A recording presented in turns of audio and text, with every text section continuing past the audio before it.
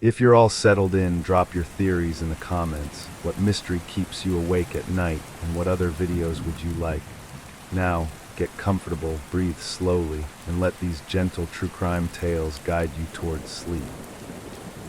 Case 1, The Axeman of New Orleans, Jazz Town Terror, 1918-1919.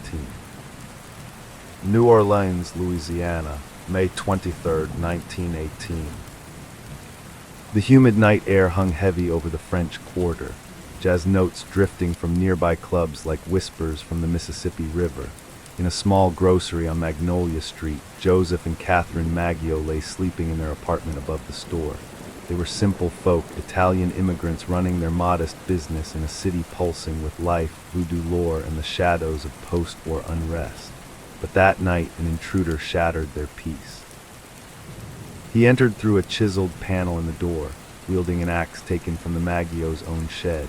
The attacks were swift and savage. Joseph was struck multiple times across the head, his throat slit with a straight razor for good measure. Catherine suffered similar blows, her life ending in a pool of blood beside her husband. The killer left the axe behind, smeared with gore as if taunting the police. Nothing was stolen, no money from the register, no valuables from the home. It was murder for murder's sake, pure and inexplicable. Word spread through the city like Spanish moss in the wind. New Orleans was no stranger to violence, with its port-town grit and Prohibition-era tensions, but this felt different. The Axeman, as the press would dub him, struck again in June, targeting another grocer, Louis Bissumer, and his mistress, Harriet Lowe. Bissumer survived a blow to the skull, but Lowe succumbed days later, whispering of a mulatto man before she died. Her words sparked racial hysteria, but no leads materialized. The pattern emerged slowly, like a slow jazz dirge. The killer preferred Italian grocers, chiseling small panels in doors to slip inside under cover of night. He used the victim's own tools against them, an axe from the yard, a razor from the bathroom. By August, the city was on edge.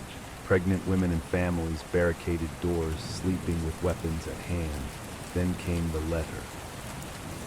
Published in the Times-Picayune on March 13, 1919.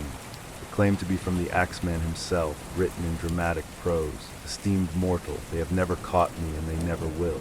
I am what you Orleanians and your foolish police call the Axeman. He promised to spare any home playing jazz music on a specific Tuesday night, boasting he would pass over like the angel of death in biblical tales.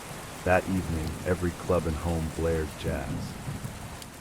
No murders occurred, but whether it was coincidence or compliance remained a mystery.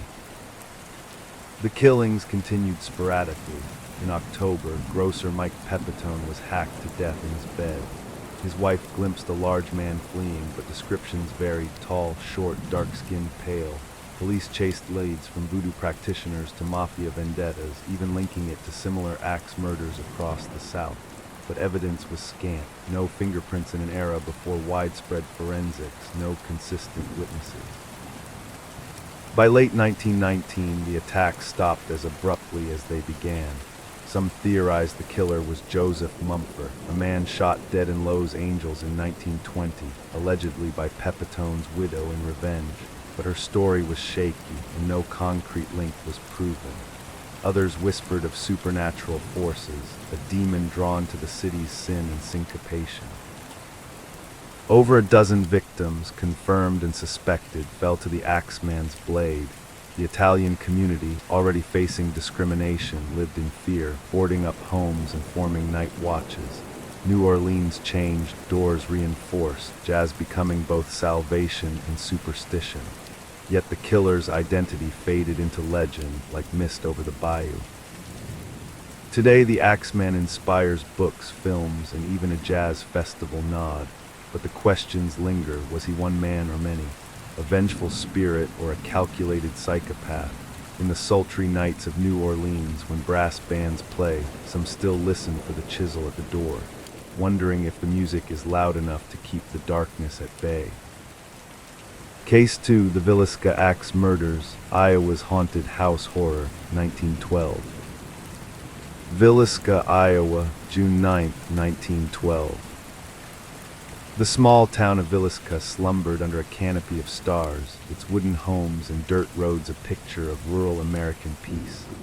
The Moore family, Josiah, Sarah, and their 4 children, Herman, Catherine, Boyd, and Paul, had attended church that evening, hosting 2 young guests, Ine and Lena Stillinger, for a sleepover. Laughter filled their 2-story home as the children played, unaware that evil lurked in the shadows. Sometime after midnight, the intruder entered through an unlocked door.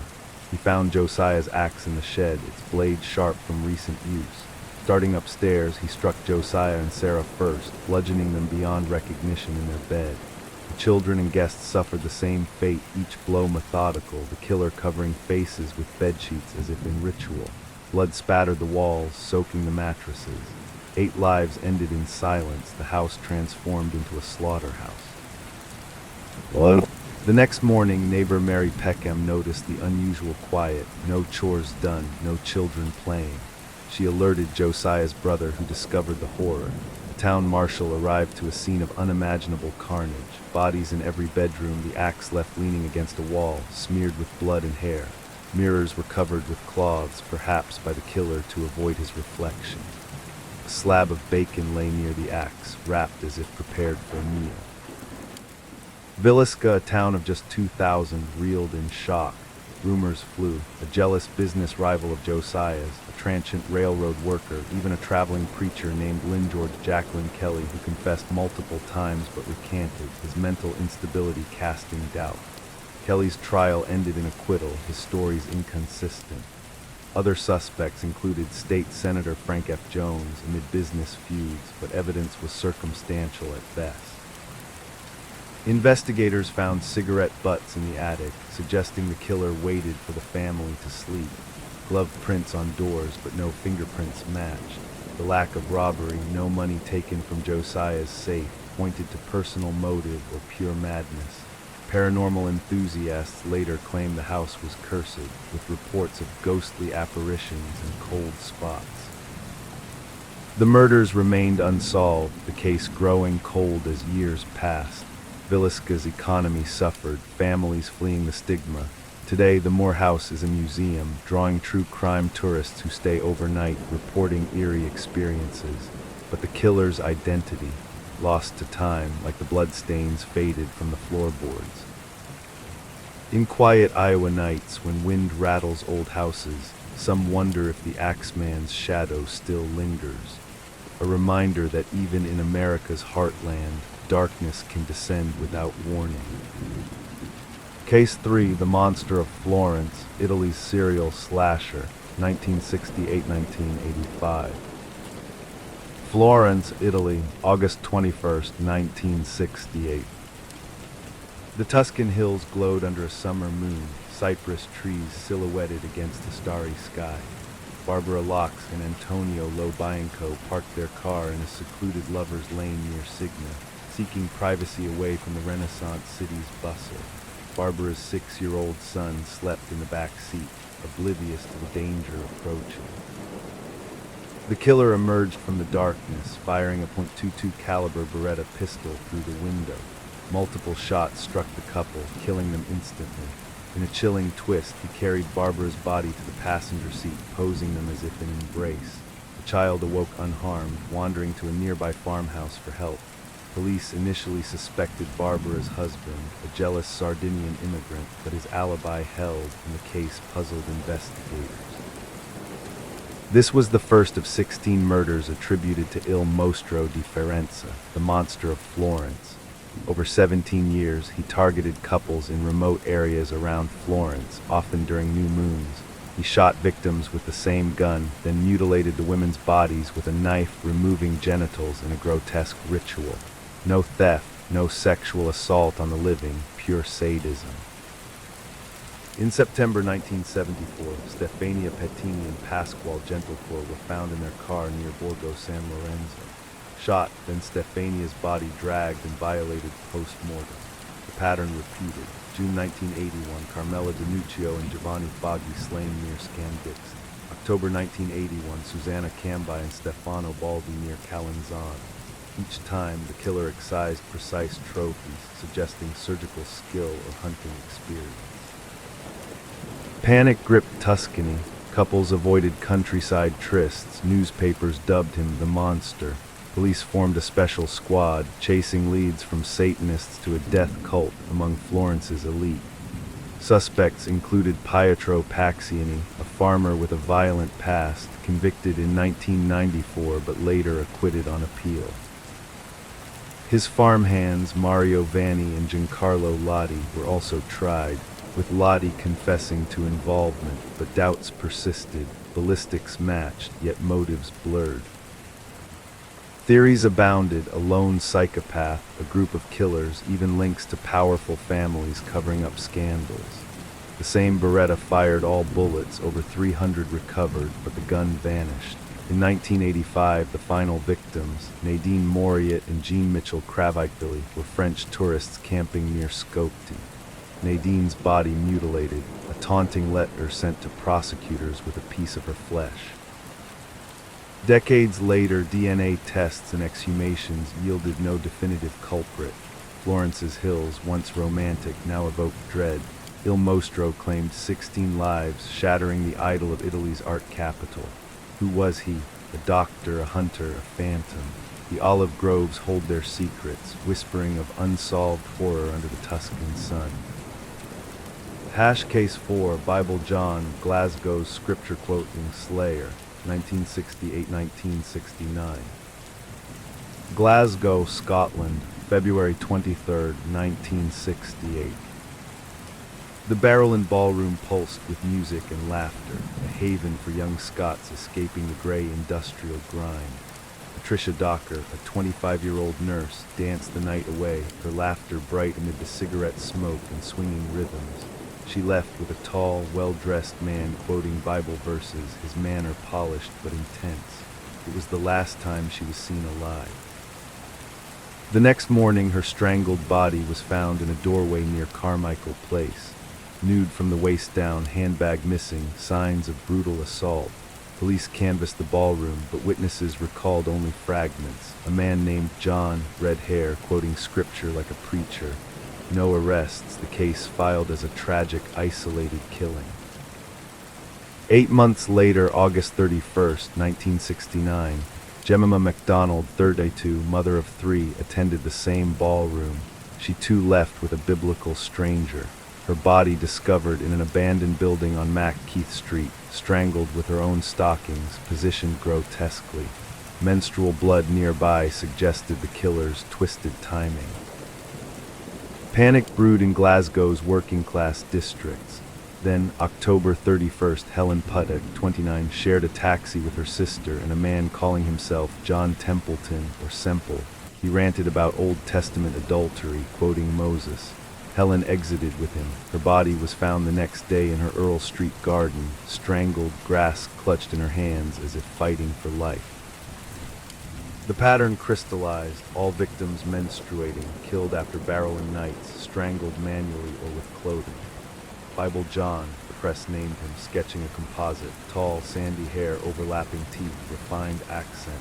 Over 500 suspects interviewed, from dentists to policemen. One theory pointed to John Irvin McInnes, who suicided in 1980, but exhumation in 1996 yielded no DNA match. Glasgow changed, women avoided dances, carried alarms. Bible John's scripture twisted faith into fear. 3 confirmed victims, possibly more. Was he a religious fanatic, a soldier, or did he simply stop? The Clyde River flows on, carrying secrets of a killer who vanished into Scotland's misty nights. Case 5, the Walker family murders, Florida's Christmas slaughter, 1959. Osprey, Florida, December 19, 1959.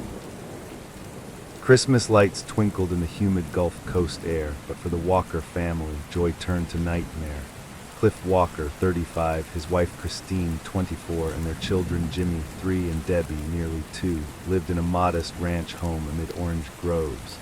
They attended church, shopped for gifts, embodying post-war American dream. That evening, after buying a new Chevrolet at a Sarasota dealership, they vanished.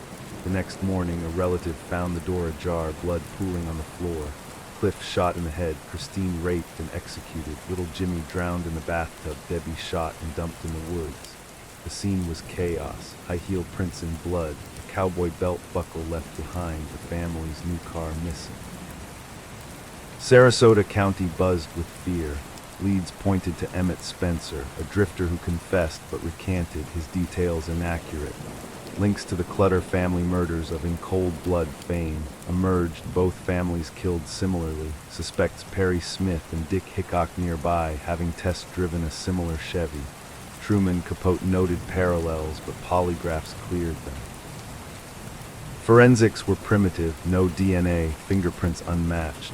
Motives speculated, robbery, petty cash taken, jealousy, Christine's beauty, or random evil. In 2011, Smith and Hickok's graves were exhumed for DNA, matching nothing. The Walker's case lingers, a holiday horror unsolved. Florida's sunsets now cast long shadows over Osprey, where groves whisper of a family erased. Who wielded the gun? The question echoes, unanswered through the palms. Hash Case 6, the Long Island Serial Killer, Gilgo Beach Grim Discoveries, 1996-2011. Long Island, New York, December 2010. Ocean Parkway stretched desolate along the barrier islands, dunes hiding secrets beneath. Hikers stumbled upon burlap sacks containing human remains, women bound and discarded like refuse. This unearthed the work of the Long Island Serial Killer, or LISK, whose victims spanned 15 years, their bodies surfacing near Gilgo Beach. First confirmed, Melissa Bartholomew, 24, a sex worker from the Bronx, vanished in July 2009. Her sister received taunting calls from Melissa's phone, the caller describing torture in a calm voice. Maureen Brainard Barnes, Megan Waterman, Amber Costello followed, all escorts advertising on Craigslist, lured to meetings, strangled, wrapped in burlap. 10 bodies in total, including unidentified Jane Does and a toddler, possibly a victim's child. One male dressed in women's clothing, an Asian man, suggested wider victimology. Police traced calls to Manhattan's crowds, but the killer used burners, evading traces. Suspect Rex Hewerman, an architect, arrested in 2023 after pizza crust DNA matched. Charged with 6 murders, but others remain open.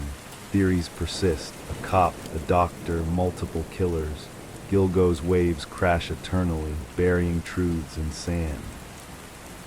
Long Island's beaches, once serene, now evoke buried horror. LISK's shadow lingers, a modern monster in suburbia.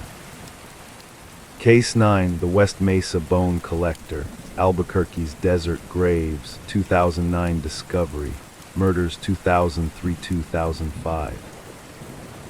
Albuquerque, New Mexico, February 2nd, 2009.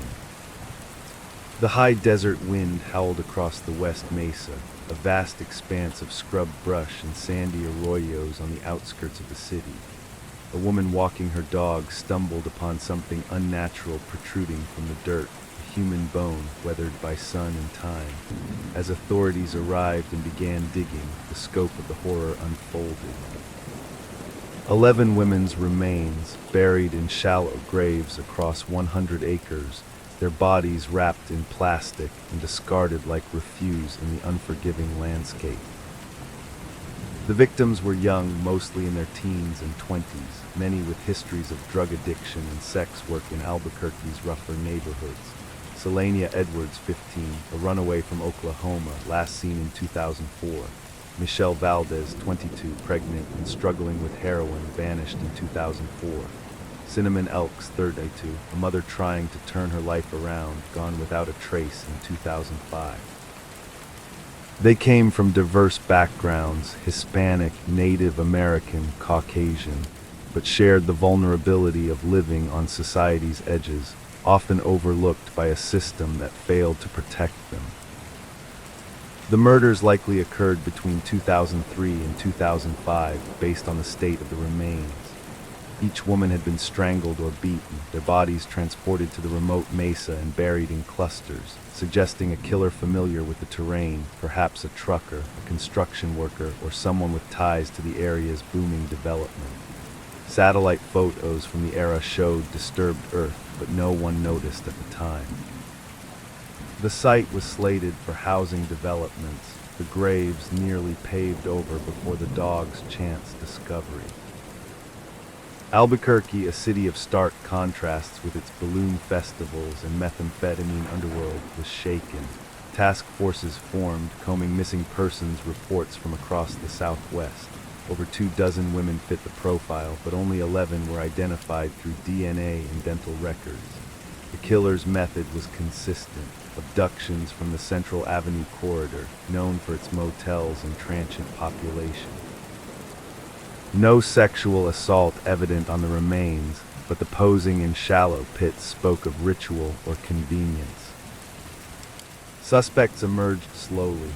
Lorenzo Montoya, a violent pimp who strangled a woman in 2006 and was killed in a shootout, lived near the mesa, his trailer searched but no links found. Joseph Blee, a convicted rapist, was spotted cruising for prostitutes and had fibers matching one victim's clothing, but charges never stuck. A photographer who took explicit photos of some victims was questioned, his darkroom yielding nothing conclusive.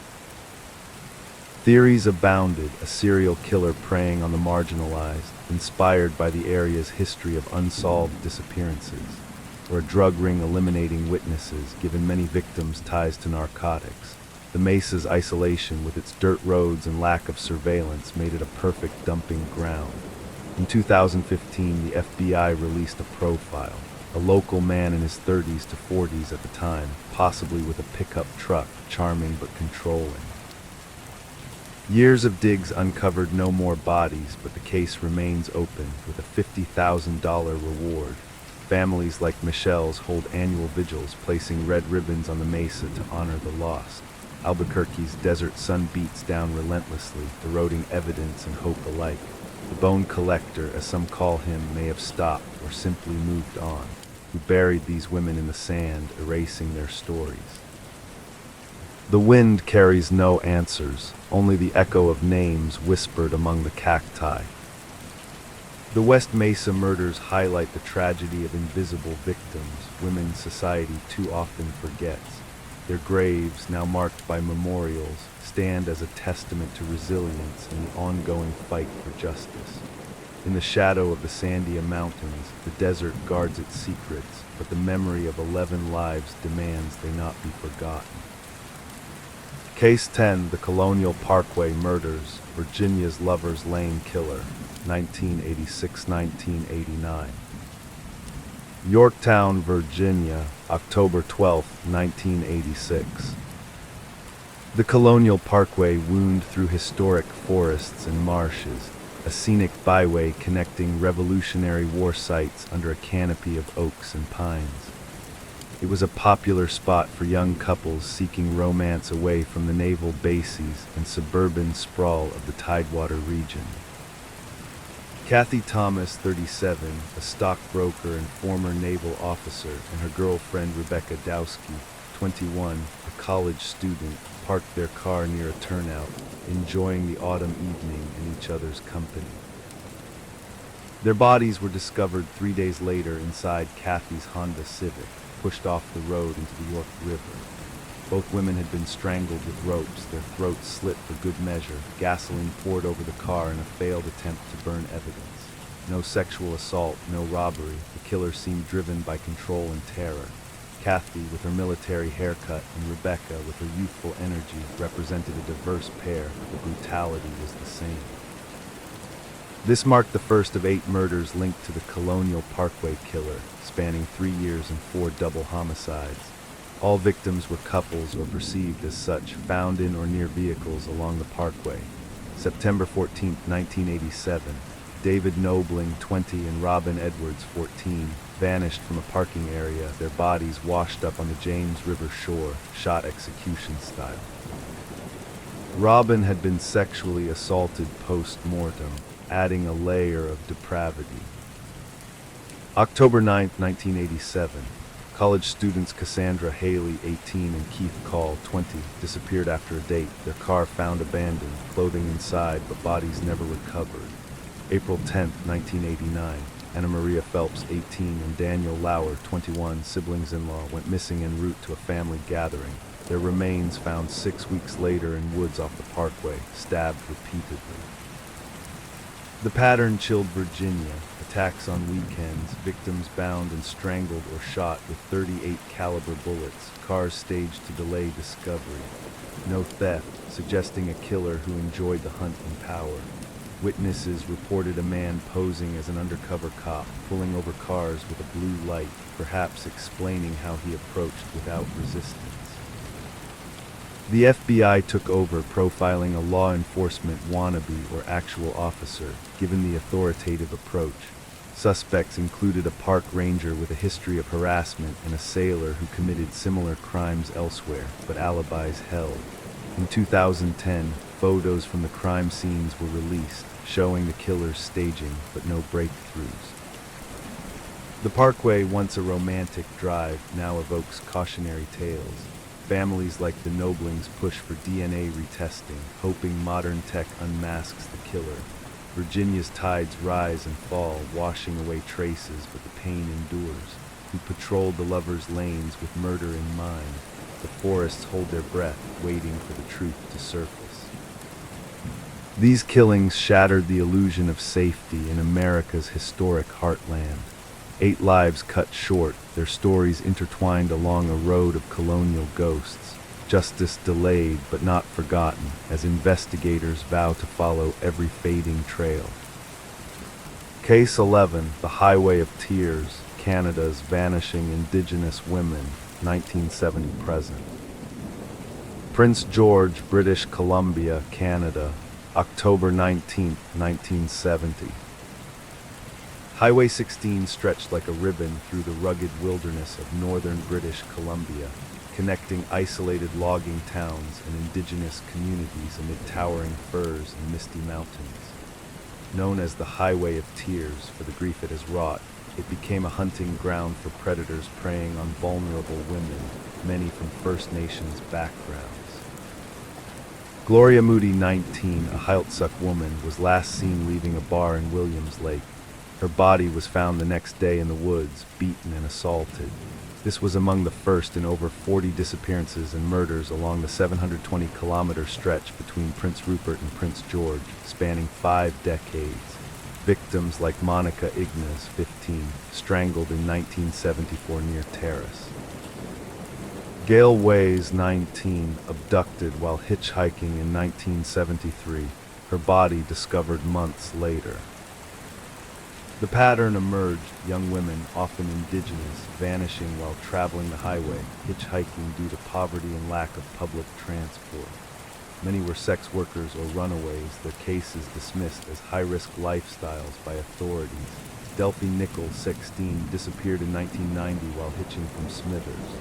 Ayla Sarah Cogger, 14, found murdered in 2006 near Prince George, her case highlighting systemic racism. Investigators noted multiple killers likely at work. Bobby Jack Fowler, an American drifter, was linked via DNA to Colleen McMillan, 16, killed in 1974. He died in prison in 2006, suspected in others but never charged. Gary Taylor Hanlon was convicted in 2019 for the 1978 murder of Monica Jack, 12, after a sting operation caught his confession. Yet most cases remain unsolved. Indigenous leaders point to colonialism's legacy, poverty, discrimination, inadequate policing. The Royal Canadian Mounted Police formed Project Ipigene in 2005, investigating 18 cases, but progress is slow. Hitchhiking billboards warn killer on the loose, but funding for safe transport lags. The Highway of Tears weeps for over 40 women, their faces on memorials along the route. Families like the Moody's hold walks and drum circles, demanding justice. Canada's North whispers of lost daughters, the evergreens standing sentinel over unmarked graves. Who drives these roads with darkness in their hearts? The mountains echo silence, but the fight for answers endures. This ongoing tragedy exposes deep societal wounds, the tears of a nation yet to heal. Each missing woman a story unfinished, a call for change in the face of indifference. Case 12, the Santa Rosa Hitchhiker Murders, California's Roadside Reaper, 1970 to 1973. Santa Rosa, California, February 4th, 1972. The rolling vineyards and foggy coasts of Sonoma County offered a picturesque escape, but for young hitchhikers, the free-spirited 70s turned deadly. Yvonne Weber, 13, and Maureen Sterling, 12, vanished after leaving an ice skating rink in Santa Rosa, thumbs out for a ride home. Their skeletal remains were found 10 months later off France Valley Road, bound with cord, strangled, no clothing or belongings. This began a series of 7 murders, all young women or girls hitchhiking along highways in the North Bay area.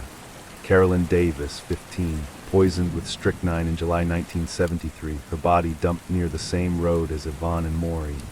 Teresa Walsh, 23, hogtied and thrown into a creek on Christmas Day 1973, strangled after assault. The victims' profiles were consistent, ages 12 to 23, often runaways or free spirits embracing the era's hitchhiking culture. Bodies discovered in rural ravines, some with earrings missing as possible trophies. No sexual assault on most, but the bindings suggested control and ritual. Santa Rosa, amid its wine country charm, buzzed with fear. Police investigated over 100 leads from truckers to locals. Suspects included the Zodiac Killer, given proximity and cryptic elements, but handwriting didn't match. Ted Bundy was in the area, but timelines conflicted. Joseph Nasso and Gerald Gallego were questioned, but evidence pointed elsewhere. In 2011, DNA linked an unidentified hair to a Nevada case, but no breakthroughs. Theories range from a cult to a law enforcement insider, given the undisturbed dump sites. The Santa Rosa murders remain a chilling footnote to California's serial killer era, overlapping with the Zodiac and Hillside Strangler. The redwoods stand tall, guarding secrets of the lost hitchhikers. Families like the Webbers hold fading hope for closure, who offered rides that led to death. The highways wind on, silent carriers of unsolved sorrow. These young lives, cut short on the road to freedom, remind us of vulnerability in an age of wanderlust. Justice, like a distant destination, remains just out of reach. Case 13, the Bear Brook Murders, New Hampshire's Barrel Killer, 1985-2000 discoveries, murders 1977-1984. Allenstown, New Hampshire, November 10, 1985.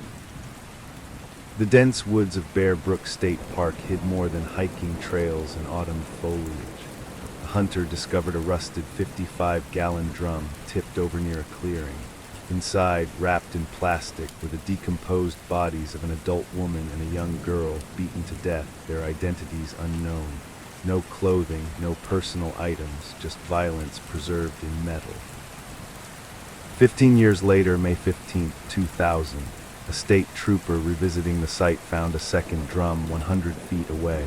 It contained 2 more girls, ages 1 to 3 and 5 to 11, also beaten and compressed into the barrel. All 4 shared a chilling fate, unrelated to each other except through their killer, dumped in the same remote spot. The adult woman, estimated 23 to 33, had curly hair and a gap in her teeth. The oldest child showed signs of pneumonia. The youngest had Down syndrome traits. Isotope testing suggested they hailed from the Midwest or Northeast, possibly transient. No matches in missing persons databases. In 2019, genetic genealogy identified the killer as Terry Petter Rasmussen, a drifter using aliases like Bob Evans. He fathered the middle child, confirmed by a DNA, but abandoned her mother. Convicted of murdering his wife in California in 2002, he died in prison in 2010. The other 3 victims remain Jane Does, their names lost. Bear Brook's pines whisper of hidden horrors, the barrel's a grim testament to nomadic evil. Families search databases, hoping for matches. Who were these nameless dead, bound by a monster's path? The forest holds its breath, waiting for identities to emerge from the shadows. This case, solved in part through science, underscores the plight of the unidentified. 4 lives reduced to bones in barrels, now closer to peace but not fully named. Case 14, the I-70 killer, Midwest highway shooter, 1992. Wichita, Kansas, April 8, 1992. Interstate 70 cut through America's heartland, a ribbon of asphalt connecting small towns and truck stops. In a Payless shoe store in Indianapolis, the day's end brought routine closing tasks for employees Robin Fuldor, 26, Patricia Majors, 32, and Patricia Smith, 23. A man entered, unassuming, ordering them to the back room before shooting each in the head with a .22 caliber pistol. He took nothing but a small amount from the register, leaving witnesses to ponder the senselessness. This began a 6-week spree across 5 states, the I-70 killer targeting small shops near the highway. April 27th, Michael McCown, 40, killed in Terre Haute, mistaken for a woman due to his long hair. May 3rd, Nancy Kitzmiller, 24, shot in St. Charles. May 7th, Sarah Blessing, 37, in Rayton. Each victim alone or with few others, executed efficiently, minimal theft suggesting thrill over gain. The killer's description was consistent, mid-20s, receding reddish hair, freckles, driving a gray car. Composite sketches circulated, linking him to a similar murder in Texas. No robberies, just cold precision, perhaps a trucker or traveler using I-70 as his hunting ground. The spree ended as mysteriously as it began, no more killings after May. In 2001, Herb Baumeister, a suspected serial killer, was linked but suicided before questioning. Another suspect, Neil Falls, killed in 2015 during an attack, had weapons matching the .22, but DNA cleared him. The Midwest's interstates roll on, carrying echoes of gunfire. Families like the Fuldors maintain vigils, seeking the face behind the sketches, who pulled over for murder along America's backbone. The highways stretch endless, guarding the shooter's secret. These roadside slayings highlight the danger of isolation in plain sight. 6 lives ended in minutes, their killer a ghost on the blacktop. Case 15, the Springfield 3, Missouri's Vanishing Act, 1992. Springfield, Missouri, June 7, 1992. The humid Midwest summer night wrapped the quiet suburbs in a blanket of stillness, fireflies dancing like fleeting sparks in the darkness. Cheryl Levitt, 47, a cosmetologist with a warm smile and a knack for making clients feel beautiful, had spent the evening at home with her daughter Susie Streeter, 19, and Susie's best friend Stacy McCall, 18. The girls had just graduated high school that day, celebrating with friends at parties across town, their futures bright with promise and adventure. They returned to Cheryl's modest house on East Delmer Street around 2 in the morning, chatting about plans for a water park trip the next day. But by sunrise, the house stood empty, the women gone without a trace. Friends arrived the next morning to pick them up for the outing, finding the door unlocked and the TV still flickering. Cheryl's Yorkshire Terrier, Cinnamon, barked anxiously, but there was no sign of struggle. No overturned furniture, no blood, just purses left on the counter, cigarettes in ashtrays, and beds neatly made. The girls' cars sat in the driveway, keys inside, as if they had simply stepped out for a moment and never returned. Phone calls went unanswered, and worry quickly turned to panic. Springfield, a Bible Belt city known for its universities and bass fishing, was stunned. Police treated it as a missing persons case at first, but clues were baffling. A broken porch light globe suggested possible foul play, but no fingerprints or DNA beyond the residence. Witnesses reported seeing a suspicious green van circling the neighborhood that night, and one neighbor heard a woman's voice saying, "Don't do anything stupid," from a passing vehicle, but details were vague. The investigation sprawled over years, with over 5,000 tips pouring in. Theories ranged from a jealous ex-boyfriend of Susie's, her former partner had a history of violence and was questioned but cleared, to a serial killer passing through, or even a botched burglary gone wrong. Susie had recently testified in a grave robbing case involving classmates who disturbed her father's cemetery plot, raising revenge motives. Private investigators dug into rumors of underground tunnels or a hospital parking garage, where a teepster claimed to have seen the women buried under concrete, but excavations yielded nothing. The FBI profiled a calculating abductor, perhaps someone known to the family, who struck quickly and left no evidence. In 1997, a convicted kidnapper named Robert Craig Cox claimed knowledge of the case, saying the women were buried and would never be found, but his story changed repeatedly, and he remains in prison for unrelated crimes. Ground-penetrating radar scans of various sites turned up anomalies, but no bodies. Decades later, the Springfield 3 case haunts the Ozarks. Families like Stacy's mother hold annual vigils, releasing balloons into the sky. Springfield's quiet streets now carry an undercurrent of caution, parents warning teens about the dangers of the night, who entered that house and erased 3 lives. The fireflies still dance, but their light can't pierce the enduring darkness of unanswered questions. This disappearance exposed the fragility of everyday safety, 3 women vanishing as if swallowed by the earth. Their story, frozen in time, calls for resolution that may never come, a testament to the persistence of hope amid despair. Case 16, The Boy in the Box, Philadelphia's Unknown Child, 1957. Philadelphia, Pennsylvania, February 25, 1957. The cold winter wind rustled through the overgrown woods of Fox Chase, a forgotten patch of land dotted with junk and discarded dreams. A young man checking muskrat traps spotted a large cardboard box, the kind used for bassinet shipping, lying in the underbrush. Curiosity drew him closer, and inside he found the body of a small boy, no more than 4 to 6 years old, naked and wrapped in a cheap plaid blanket, his body bruised and malnourished, hair crudely cut short as if to disguise him. The child had been dead for days, perhaps weeks, his cause a combination of starvation, beatings, and exposure. Blue eyes stared blankly. Scars from possible medical procedures marked his ankles and groin, suggesting he might have been disabled or ill. No clothing, no identification, just the box from a J.C. Penney store and the blanket, cut into pieces, offering slim clues. Philadelphia, the city of brotherly love, was horrified. Police distributed over 400,000 flyers with the boy's photo, dressed in donated clothes for dignity, hoping someone would recognize him. They checked missing children reports nationwide, but none matched. The case, dubbed The Boy in the Box, or America's Unknown Child, gripped the nation, with theories of an orphanage escape or a family cover-up.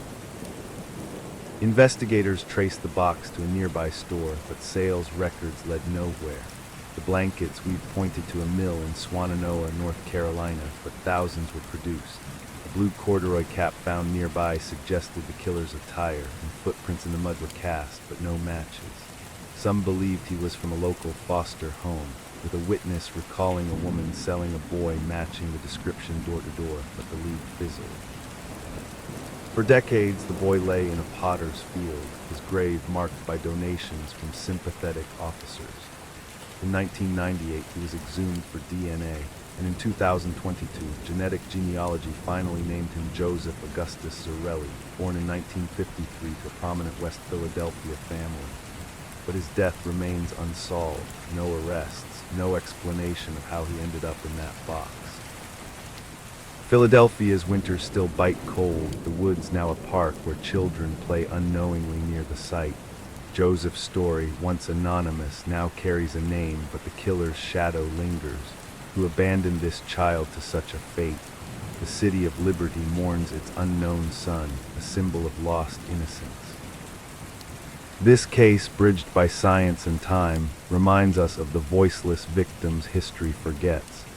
Joseph's identity restored, but justice elusive, his small grave a beacon for the unidentified.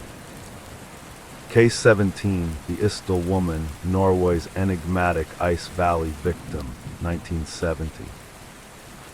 Bergen, Norway, November 29, 1970.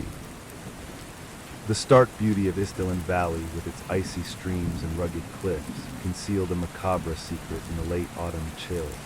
Hikers discovered the charred body of a woman, lying on her back amid boulders, her arms outstretched in a pose resembling a boxer's stance.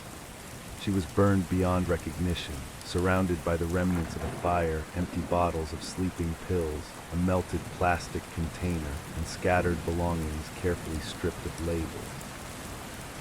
The woman, estimated 30 to 40 years old, had dark hair, elegant features, and artificial teeth suggesting Eastern European origins. Autopsy revealed death by carbon monoxide poisoning and overdose, but bruises indicated possible foul play. No identification, but her luggage, found in a Bergen train station locker, contained wigs, non-prescription glasses, and clothing with tags removed, clues of a life in disguise. Bergen, a rainy port city with fjords and Hanseatic history, buzzed with intrigue during the Cold War era. Police reconstructed her last days, checking into hotels under aliases like Claudia Teilt or Genevieve Lancier, speaking broken English with a German accent, switching rooms frequently and sketching maps. Witnesses described her as sophisticated, possibly a spy, seen with mysterious men. Theories exploded, a secret agent caught in espionage, given NATO's nearby presence and coded notebooks in her possession. Or a victim of organized crime, her body staged to look like suicide. Isotope analysis of her teeth pointed to birth in Nuremberg, Germany, around 1930, but no matches in records. The case file, unusually classified, fueled conspiracy claims of government cover-up. Decades of investigations, including 2019 exhumation for DNA, identified relatives in South Africa and France, but her true name and killer remain elusive.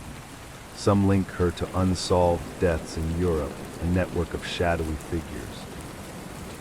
Norway's valleys still echo with wind, the ice preserving mysteries of the past. The Istil woman, a puzzle of fire and deception, haunts the fjords.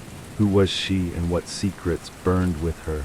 The cliffs stand silent, guardians of an enigma wrapped in flame. This case, blending spy thriller with tragedy, exposes the shadows of identity in a divided world. Her charred form a canvas for endless speculation, justice frozen in time. Case 18, the Sodder Children Disappearance, West Virginia's Christmas Inferno, 1945. Fayetteville, West Virginia, December 24, 1945. Christmas Eve brought joy to the Sodder family home, a two-story frame house in the Appalachian Hills. Italian immigrants George and Jenny Sodder, with their 10 children, decorated a tree and exchanged gifts, the air filled with laughter and the scent of pine. 5 of the kids, Morris 14, Martha 12, Louis 9, Jenny 8, and Betty 5, begged to stay up late, promising to finish chores. Their parents retired around midnight, the house peaceful under a starry sky. Then chaos erupted. Jenny awoke to the smell of smoke and flames engulfing the roof. George smashed windows to rescue the children, but the ladder was missing, the truck wouldn't start, and phone lines were dead. Only 4 children escaped with their parents. The 5 upstairs vanished amid the inferno. Firefighters arrived hours later, the house reduced to ashes. But no remains were found in the rubble, despite searches. The fire chief claimed intense heat cremated the bodies, but George, a prosperous trucker, suspected foul play. Days before, a stranger warned, "Your house will burn and your children will be destroyed," over George's anti-Mussolini views. An insurance salesman had threatened similar doom.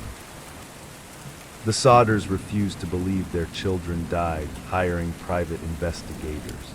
Sightings poured in. A photo of a boy resembling Louis in New York, reports of the kids in a Florida hotel.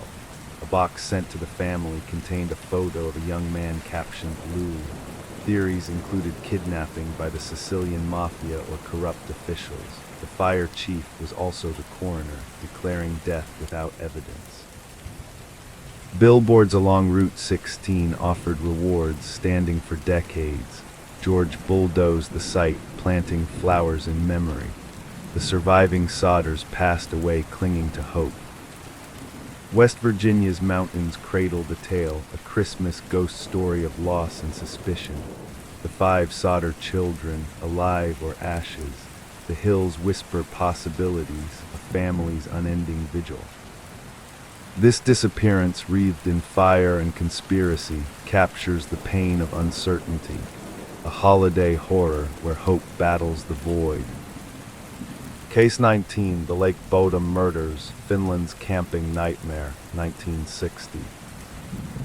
Espoo, Finland, June 5, 1960. Lake Bodom's serene waters reflected the midnight sun of a Finnish summer, a perfect spot for 4 teenagers camping on its shores. Nils Gustafsson, 18, his girlfriend Ermeli Björklund, 15, and friends Mela Björklund and Anja Mecki, both 15, pitched tents, shared stories, and dozed under the endless twilight. Laughter echoed across the lake, youth in full bloom. Between 3 and 6 in the morning, an attacker slashed the tent, stabbing and bludgeoning the group with a knife and rock. 3 died instantly, Ermeli, Mela, and Anja, their bodies left inside the collapsed canvas. Nils survived with head wounds and amnesia, stumbling to the road for help. No robbery, no sexual assault, just raw violence. Espoo, a suburb of Helsinki, was shocked in the peaceful Nordic nation. Police found Nils's shoes hidden nearby, fueling suspicion. He was arrested in 2004, tried for the murders, but acquitted in 2005 when DNA on the shoes matched the victims, not him.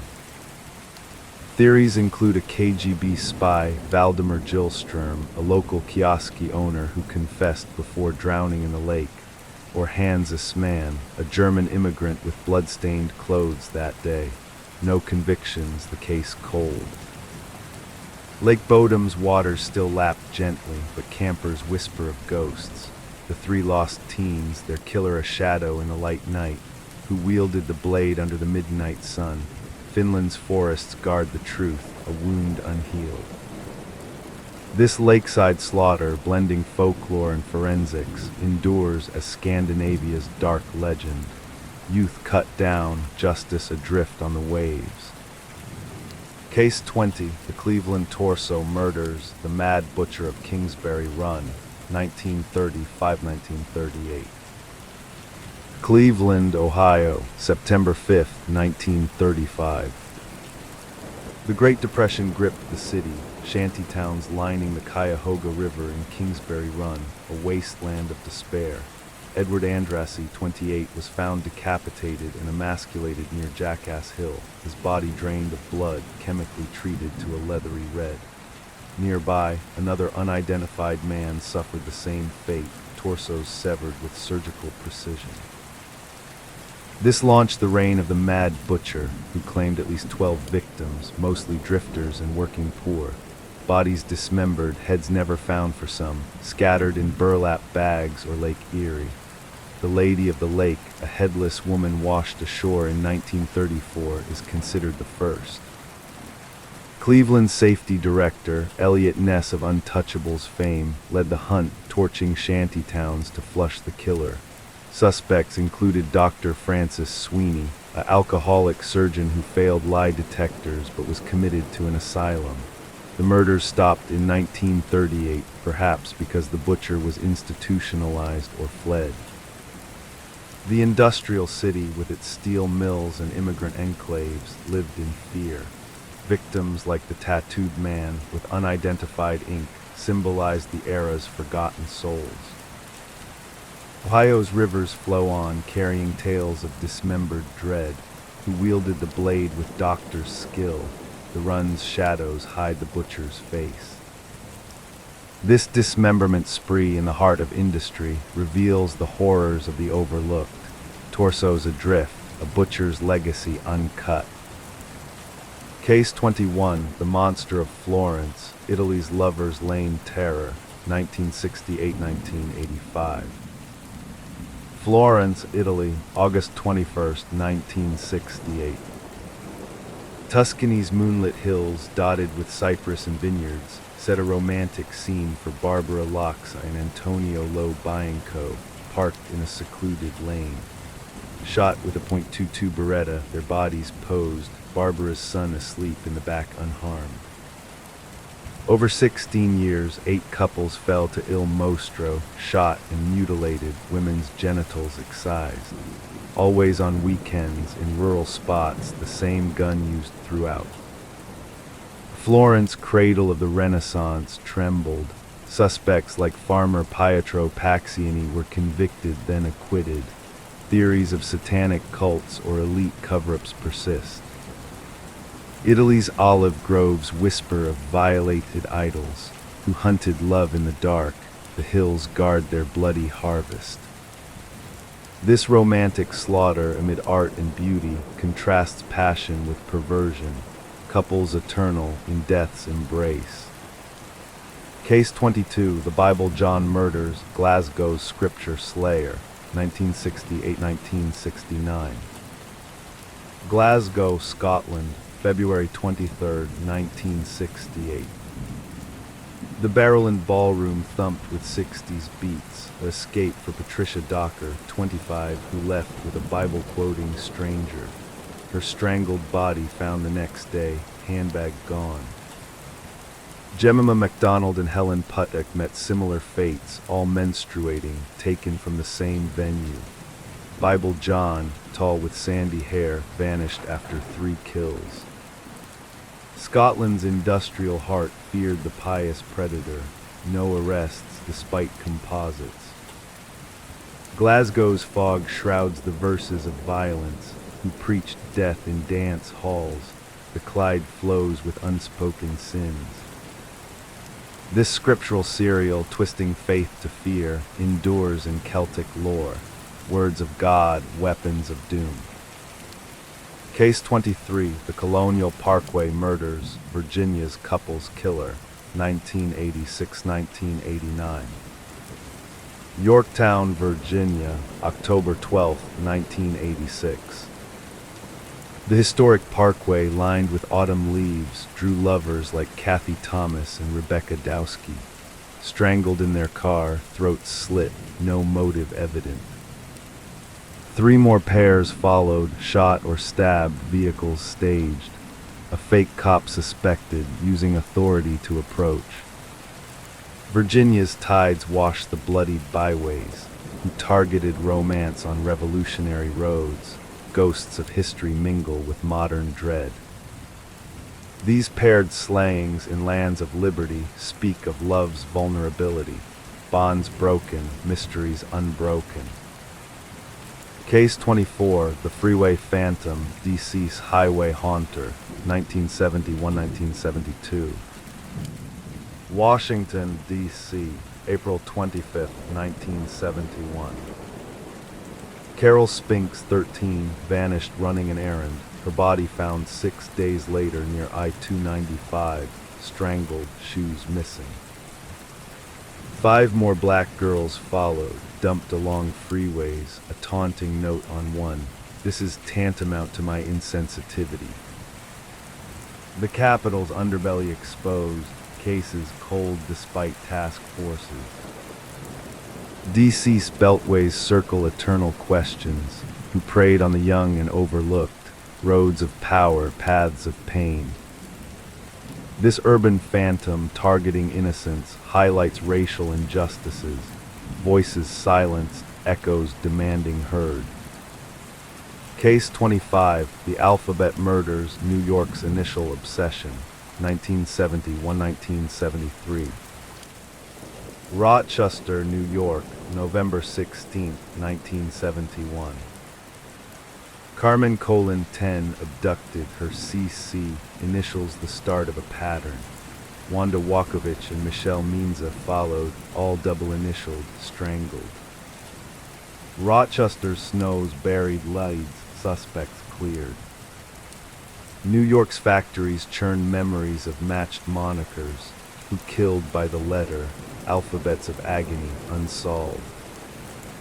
This nominative nightmare playing with names chills with its calculation. Children claimed, codes cracked not. Case 26, The Monster of Florence, repeated replacement. The Grim Sleeper, LA's long dormancy killer, 1985-2007. Los Angeles, California, August 10, 1985. South LA's crack epidemic raged, streets littered with despair. Deborah Jackson, 29, found in an alley, shot with a .25 caliber, body dumped like trash. Over 14 victims, mostly black women in vulnerable positions, slain similarly. Lonnie Franklin Jr., dubbed the Grim Sleeper for a 14-year hiatus, arrested in 2010 via familial DNA from a pizza crust. LA's palm trees shade the sleeper's awakening, who paused the killing spree. Urban nightmares delayed but not denied. This dormant destroyer, spanning decades, exposes systemic neglect. Sleep broken, justice awakened late. Case 27, The Axeman of New Orleans, repeated replacement. The Phantom Killer, Texarkana's Moonlight Murders, 1946. Texarkana, Texas, Arkansas, February 22, 1946. Lovers' lanes under spring moons turned deadly for Jimmy Hollies and Mary Jean Larry, attacked by a hooded figure with a flashlight and gun. 4 more couples assaulted, 5 killed in phantom style, masked, merciless. The border town's terror ended abruptly, suspects like Yowell Swinney questioned but freed. Texarkana's pines hide the moonlight menace, who stalk the night. Phantoms fade, fears remain. This masked marauder inspiring films embodies post-war paranoia, shadows in the South unresolved. Case 28, The Oklahoma Girl Scout Murders, Camp Scott's Midnight Horror, 1977. Locust Grove, Oklahoma, June 13, 1977. The lush woods of Camp Scott buzzed with the excitement of summer Girl Scouts arriving for a week of campfires, crafts, and camaraderie amid the tall pines and winding trails. Lori Farmer, 8, Michelle Guse, 9, and Doris Milner, 10, shared tent number 8, giggling over ghost stories as the fireflies lit the night. They were innocent adventurers from Tulsa, far from home, but surrounded by the safety of camp counselors in the starry Oklahoma sky. But as midnight approached, a storm brewed, and with it came an unspeakable darkness. Sometime between 2 and 4 in the morning, an intruder entered the tent, bludgeoning the girls with a flashlight and a piece of rebar, their bodies stuffed into sleeping bags and dragged 200 yards to a trail fork. Lori and Michelle died from head trauma. Doris was strangled and assaulted. The camp awoke to screams from a counselor discovering the bloodied bags, the scene chaotic with rain washing away footprints. Locust Grove, a quiet rural town near the Cherokee Nation lands, was thrust into nightmare. Police found a roll of black duct tape, a fingerprint on a lens, and a cave nearby with newspapers and women's glasses, suggesting the killer scouted the area. Jean Lyric, Sonny Hart, a Cherokee escaped convict with a history of rape, became the prime suspect. His sperm matched the type found, and he was captured after a manhunt but acquitted at trial due to insufficient evidence. Theories persisted, a ritual killing tied to Native American lore, or multiple perpetrators given the crime's brutality. Parents sued the camp for negligence, winning settlements, but justice eluded. In 2022, DNA retesting cleared Hart posthumously, reopening the wound. Oklahoma's forests still rustle with summer breezes, but Camp Scott stands abandoned, gates locked since that fateful night. The three scouts, their laughter silenced, haunt the trails, who slipped through the darkness to shatter childhood. The pines whisper warnings, a campfire tale turned eternal tragedy. This woodland slaughter amid innocence and nature exposes the vulnerability of youth. Three stars dimmed, their light seeking answers in the shadows. Case 29, The Lady of the Lake, Vermont's ghostly drowning mystery, 1946-1950. Lake Memphremagog, Vermont, July 1st, 1946. The deep glacial waters of Lake Memphremagog straddled the U.S.-Canada border, a misty expanse framed by the Green Mountains, popular for boating and summer retreats. Paula Jean Weldon, 18, a Bennington College sophomore with a love for hiking and philosophy, set out for a solo walk on the long trail wearing a red parka against the chill. She hitched a ride to the trailhead, waved to fellow hikers, and vanished into the fog-shrouded pines, never to return. Searches combed the area for weeks, bloodhounds, aircraft, even psychic consultations, but no trace of Paula. Then, December 1st, 1949, Mitty Rivers, 68, an experienced hunter, disappeared while guiding a group near Glastonbury Mountain, his rifle and scent trail ending abruptly. A year later, December 12, 1950, 8-year-old Connie Smith vanished from a summer camp near the lake, last seen picking flowers.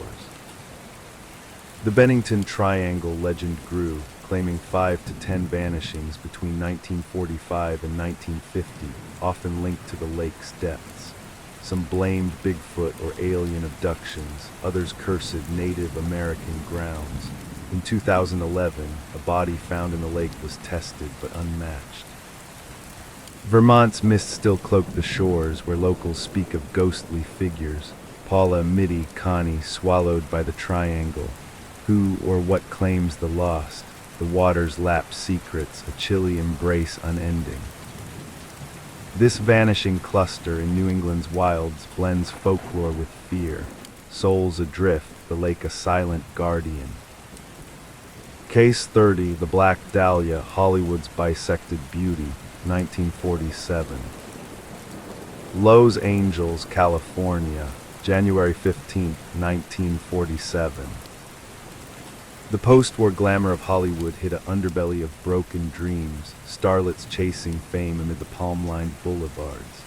Elizabeth Short, 22, dubbed the Black Dahlia for her dark hair and flower-inspired style, drifted through LA's transient scene, waitressing and modeling while dreaming of the silver screen.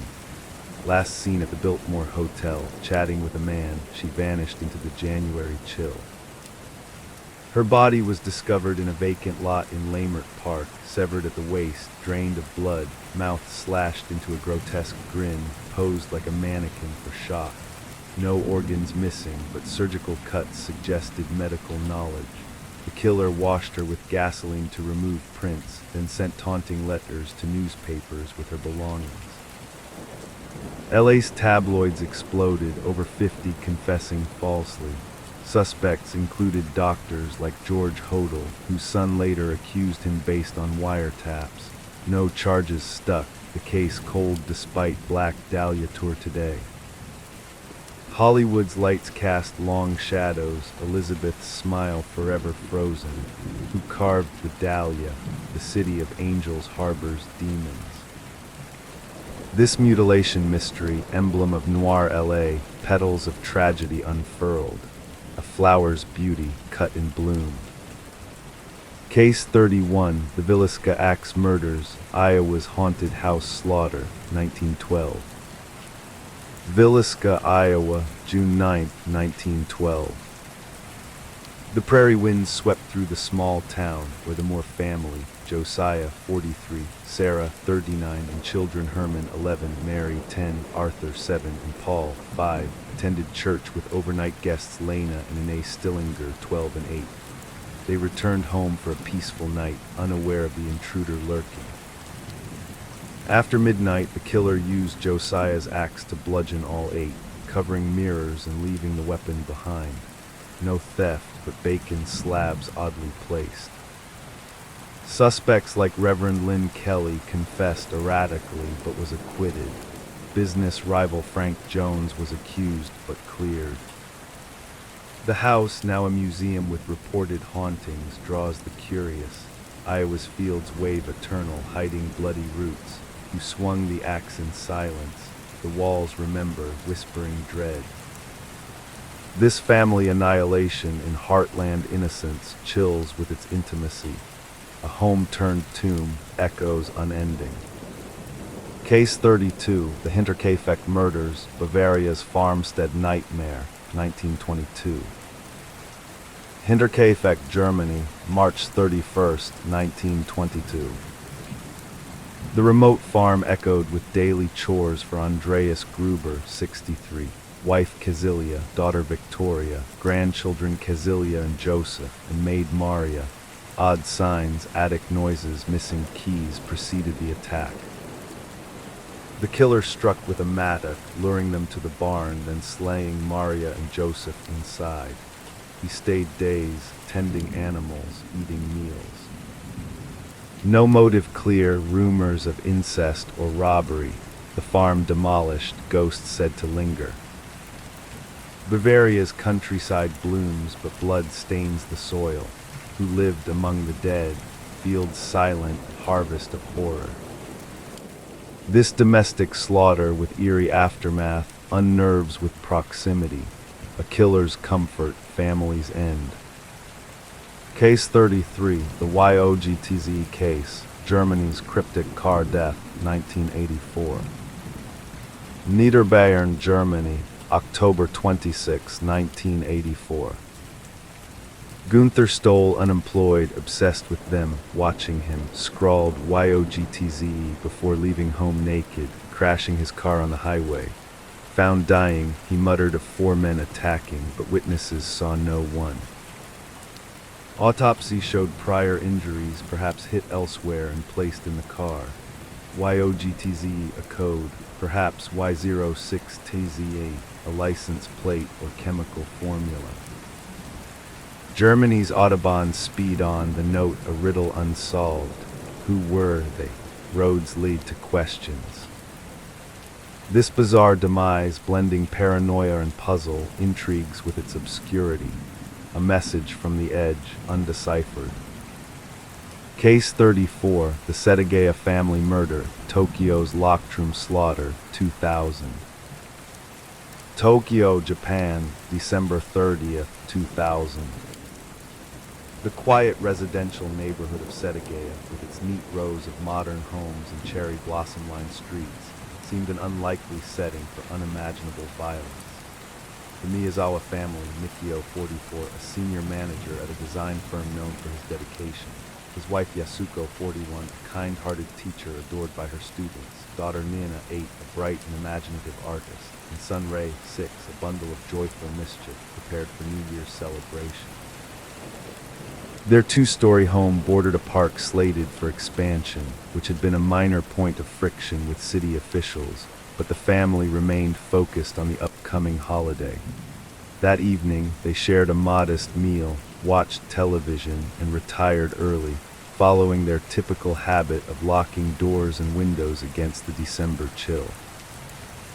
Sometime between 10:30 at night and 10 the next morning, an unknown assailant scaled a tree, entered through the unlocked second-floor bathroom window, and carried out an act of pure horror. The intruder first crept into 6-year-old Ray's bedroom and strangled him with bare hands, likely to prevent him from raising the alarm. Descending the stairs, the killer confronted Mikio, who fought back fiercely, suffering dozens of stab wounds in a desperate attempt to protect his family. Yasuko and Nina, awakened by the struggle, attempted to flee or fight, but the killer turned his rage on them. Yasuko's hands bore numerous defensive wounds. Nina was attacked with equal savagery, stabbed over a dozen times. The walls dripped blood, the wooden floors slicked in a gory mosaic, yet the killer lingered for several hours after the carnage. In a chilling display of composure, the murderer treated self-inflicted wounds with items from the family's first aid kit, rummaged through drawers, consumed multiple ice cream cups, drank barley tea, and used the family computer to access obscure websites, including a theater company and a clothing brand. He used the toilet but failed to flush, leaving behind feces from which DNA was extracted. Clues found included clothing not belonging to the family, a Uniqlo jacket, size M, sold only in a few Tokyo locations, a hip bag containing sand traced to California's Edward Air Force Base, and size 28 shoes marked with fluorescent dye used in factories or skating rinks. The sashimi knife used in the killings had been purchased locally, one of only 10 sold in the area. DNA extracted from the scene pointed to a male of mixed East Asian ancestry, possibly Korean or Chinese-Japanese, with type of blood. Despite interviewing over 12,000 people and following 250,000 leads, police made no arrests. Investigators examined ties to the nearby Yokota Air Base, speculating a U.S. military connection due to the sand and imported items. Threatening letters sent to the family months prior hinted at deeper motives, though none proved conclusive. In 2020, advanced DNA phenotyping produced a facial approximation of the killer, sparking renewed interest, but no new suspects emerged. The Miyazawa home, once filled with warmth and laughter, was demolished in 2013. Today, a small memorial stands in its place, where visitors occasionally leave origami cranes and flowers. Setagai's spring blossoms return each year, but beneath their petals lies the memory of that frozen December night. The Miyazawas, gone in their haven, a fortress breached by calculated malice, who scaled that window and stayed for breakfast, who moved through their space with such horrific familiarity. Tokyo, with all its order and efficiency, still searches for the shadow that turned a family's sanctuary into a crime scene frozen in time. Case 35, The Delphi Murders, Indiana's Trailside Tragedy, 2017.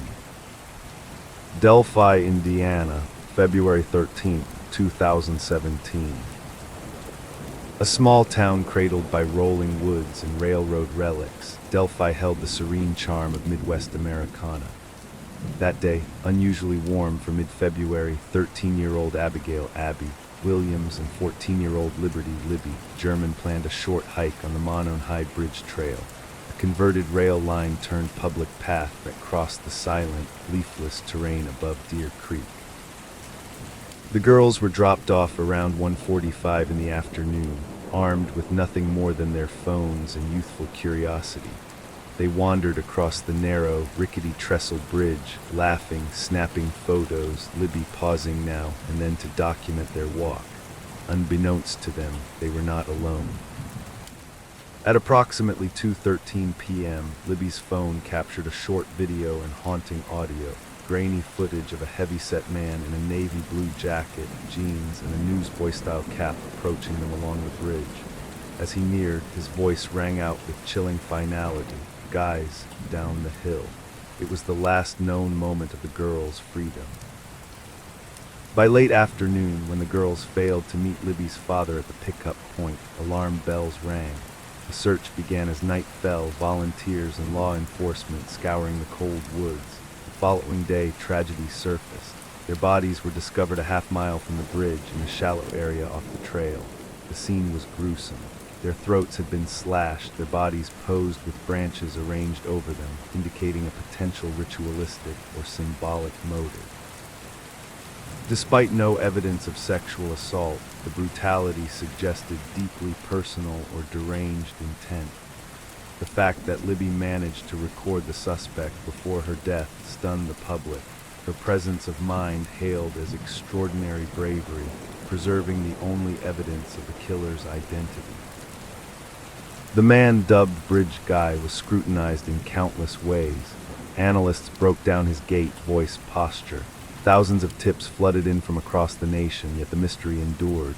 In 2019, police released a revised suspect sketch depicting a younger, clean-shaven man with a slimmer build, contrasting sharply with earlier images. The case evolved, theories swirling about a local perpetrator, perhaps someone hiding in plain sight. In 2022, authorities arrested Richard Allen, a 50-year-old pharmacy technician from Delphi. He had confessed to being on the bridge that day, citing a walk to clear his head. A ballistics match linked his firearm to an unspent .40 caliber round found at the scene. Yet controversy followed. Court delays and leaked crime scene photos hinted at deeper darkness. Pagan or ritualistic symbols allegedly marked the area, igniting speculation about accomplices or cult connections. Delphi, once quiet and trusting, now bore the scars of suspicion. Trail signs warned visitors to stay alert. Abby and Libby's faces grace murals, vigils, and memorial benches across Indiana. Their courage, preserved in that final recording, stands as a monument to resistance in the face of evil. Who crossed the trestle that day, knowing they would never return, who uttered those fatal words and left 2 families shattered, 2 souls lost to the woods. This digital age nightmare, captured on a phone and burned into the nation's conscience, underscores how technology can both illuminate and torment. Justice crawls forward, but the echo of Down the Hill still chills every whisper of wind through the trees. Case 36, The Tylenol Murders, Chicago's Invisible Killer, 1982. Chicago, Illinois, fall of 1982. The air was crisp with the scent of burning leaves and distant train whistles. On September 29th, a 12-year-old girl named Mary Kellerman of Elk Grove Village awoke with a slight cold. Her parents gave her 1 extra-strength Tylenol capsule. Within hours, she was dead. That same day, Adam Janus, a 27-year-old postal worker, took a Tylenol for mild chest pain at home in Arlington Heights. He collapsed and died. His grieving brother and sister-in-law, Stanley and Teresa Janus, arrived to console the family. Hours later, they too took Tylenol from the same bottle, and they too died. Panic rippled through the suburbs. A mysterious, invisible killer seemed to lurk in medicine cabinets. Investigators quickly identified the link: cyanide-laced capsules in Tylenol bottles across multiple locations. The capsules had been tampered with and returned to shelves, not at the factory, but in stores. 7 people died in total. Stores were cleared of Tylenol, and a public warning spread like wildfire. Johnson & Johnson, the drug's manufacturer, initiated an unprecedented recall of over 31 million bottles, costing more than $100 million. The crisis led to the creation of tamper-evident packaging still used today. Despite massive investigations, no one was ever charged with the murders. A man named James William Lewis sent a ransom note demanding money to stop the killings, but although convicted of extortion, he was never tied to the poisoning itself. The Tylenol murders reshaped public trust, corporate responsibility, and consumer safety. Yet the identity of the person who laced those capsules remains a mystery. No fingerprints, no surveillance, no eyewitnesses. Who placed death on the shelves of everyday pharmacies? Who made the choice to randomly steal lives under the guise of healing? In every safety seal and security strip, their shadow remains, a silent ghost in our daily routines. The wind off Lake Michigan carries the memory of those lost, and the name Tylenol is forever etched with fear. Case 37, the disappearance of Maura Murray, vanished in the White Mountains, 2004. Haverhill, New Hampshire, February 9, 2004. Twilight fell over the icy ridges of the White Mountains, casting long shadows across Route 112. It was a stretch of road more familiar to moose and maples than to missing persons reports. But that night, the snowbanks concealed a puzzle that has defied explanation for over 2 decades. Maura Murray, a 21-year-old nursing student at the University of Massachusetts Amherst, emailed professors about a family emergency and left campus. There was no emergency. Instead, she packed her Saturn sedan with clothes, snacks, a birth control prescription, and a printed map of Vermont. She withdrew nearly all the money from her bank account and bought alcohol, vodka, wine, and Baileys. Then she drove north. At around 7:27 p.m., residents of the small town of Haverhill reported a single-car crash on a rural curve known as the Weathered Barn Corner. A school bus driver stopped and spoke to the young woman, later confirmed to be Maura. She declined help, saying she had already called AAA, but phone records showed no such call.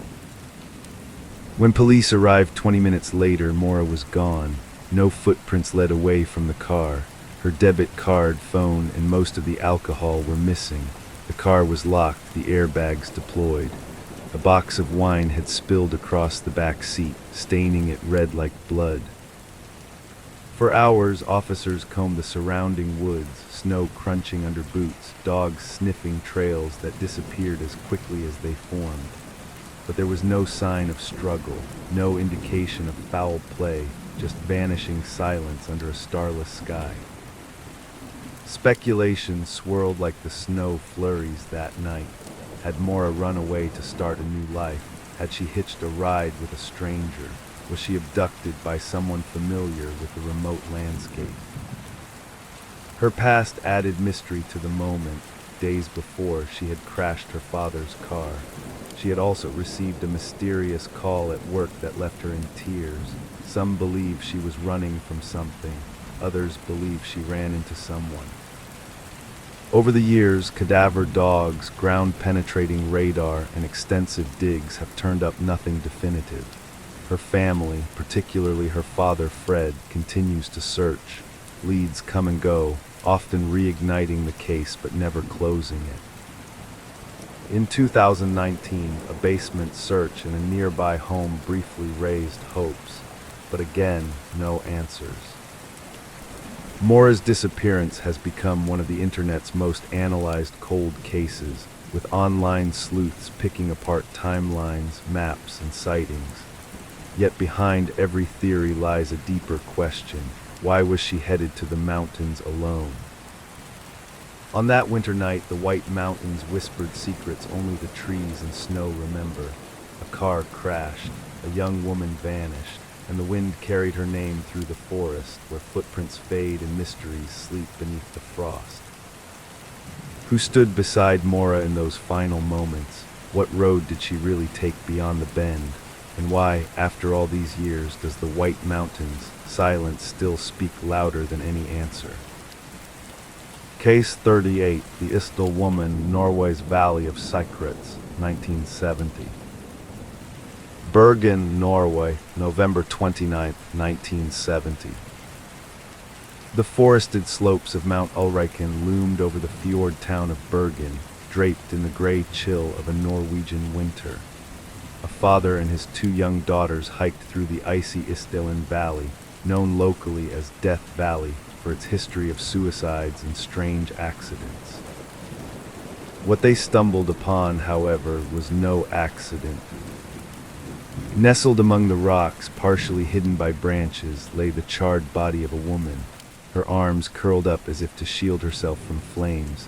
Around her, items were scattered: burned clothes, a bottle of liqueur, 2 plastic water bottles, a fur hat, and most peculiarly, 12 sleeping pills laid neatly nearby. No purse, no ID, labels cut from her clothes, the numbers on her belongings filed off. It was as if someone had tried to erase her. When police traced the few remaining clues, they uncovered a trail of aliases, wigs, and secret hotel stays. She had checked into hotels across Norway using false names: Jennifer, Claudia, Vera, Elizabeth, always changing her appearance, her accent, her story. She claimed to be from Belgium, then Paris, then South Africa. Witnesses described her as elegant, confident, with a mysterious air. She spoke several languages and carried herself like someone used to looking over her shoulder. Her last days were even stranger.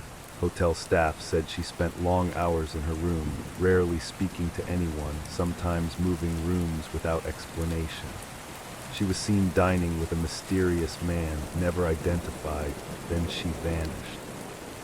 The autopsy revealed high levels of sleeping pills and soot in her lungs, meaning she had still been alive when the fire started. Her fingerprints were sent to Interpol. No match. Her dental work didn't match any European records either.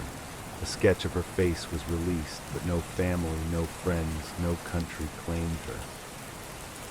Theories flourished: a Cold War spy caught in the wrong place, a secret lover silenced, a woman fleeing something or someone so dangerous she had to become no one. Norwegian intelligence files from the time hinted at surveillance and international interest, but official records remained sealed or redacted. In 2016, her body was exhumed for DNA analysis. It revealed she was likely of Central European descent, possibly German or Austrian, and around 40 years old at the time of death. Still a no name. In Bergen, whispers of the Istel woman drift through the misty air. Her ashes were buried in an unmarked grave, a brass plaque later added by the city. It reads simply, "Unknown woman, found dead in Istelen, November 1970. Who erased her story? Who watched her as she watched them? Was her final fire an act of silence or a signal? The Istelen Valley remains quiet, but each winter, as fog curls along the pine trees and frost clings to stone, the memory of the woman without a name lingers like smoke that never quite fades. Case 39, The Somerton Man, Australia's Beachside Cipher, 1948. Adelaide, South Australia, December 1st, 1948. The sun had just risen over Somerton Beach. Waves whispered along the shore, gulls called into the pale sky, and there, slumped against the seawall, was a man in a suit, his legs crossed neatly, shoes polished, a half-smoked cigarette resting on his collar. At first glance, he seemed asleep, but he was dead. No wallet, no ID, all labels cut from his clothing. His pockets held a train ticket never used, a bus stub, a comb, a box of matches, and an unused pack of chewing gum. Nothing explained who he was or how he died. The body showed no signs of violence. The autopsy found a congested heart and spleen and traces of something, possibly poison, but no clear cause of death. It was as if he had simply shut down. Authorities were baffled. Who was this sharply dressed stranger, and why had he come to this quiet coastal town? Then a strange discovery. Hidden in a secret pocket sewn into his pants was a tiny, rolled-up scrap of paper. On it just two words, Tamam Shud, a Persian phrase meaning "it is finished." The mystery deepened. The phrase matched the final words of a rare book, the Rubaiyat of Omar Khayyam. Police put out a call for copies. Weeks later, a man came forward. He found the exact edition tossed in the backseat of his unlocked car, parked not far from the beach, on the day the body was found. Inside the book was a local nurse's phone number, and scribbled on the back cover, a strange code. Experts couldn't crack it. Cryptologists from the Navy, even international code breakers, were consulted. No one could make sense of the letters. The nurse, when questioned, claimed not to know the man, though reports say she fainted when she saw the bust of his face. She later moved away, avoiding media for the rest of her life. The case faded into decades of speculation. Was he a spy, a jilted lover, a Cold War message left for someone who never came? In 2022, after years of genealogical research, DNA extracted from a hair on the man's plaster death mask finally yielded a name. Carl Charles Webb, an electrical engineer from Melbourne, born in 1905. But the answers stopped there.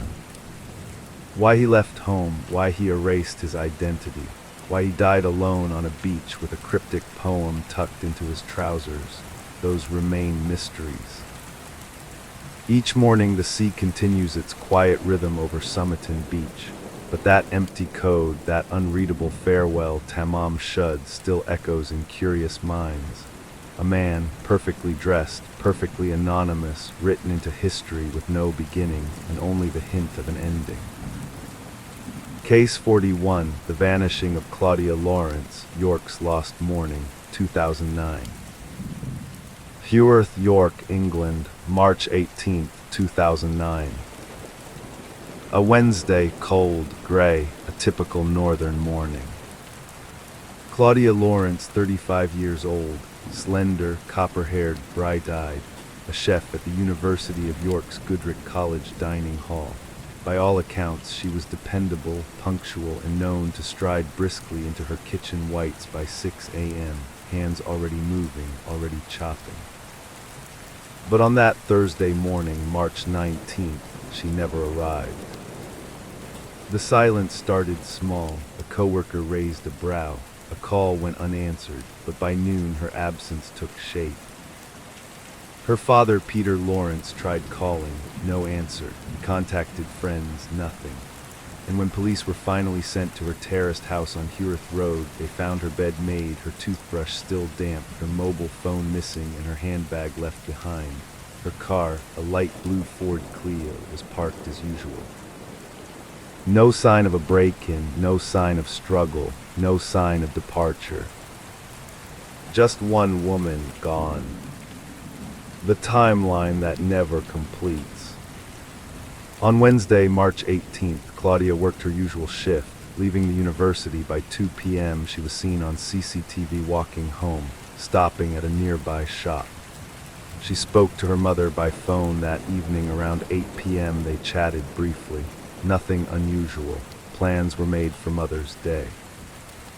Around 8:23 p.m., she texted a friend. At 9:12 p.m., she sent her final text message to a man she had been romantically involved with. And then silence. No evidence she ever made it out the door the next morning. No proof she even went to sleep.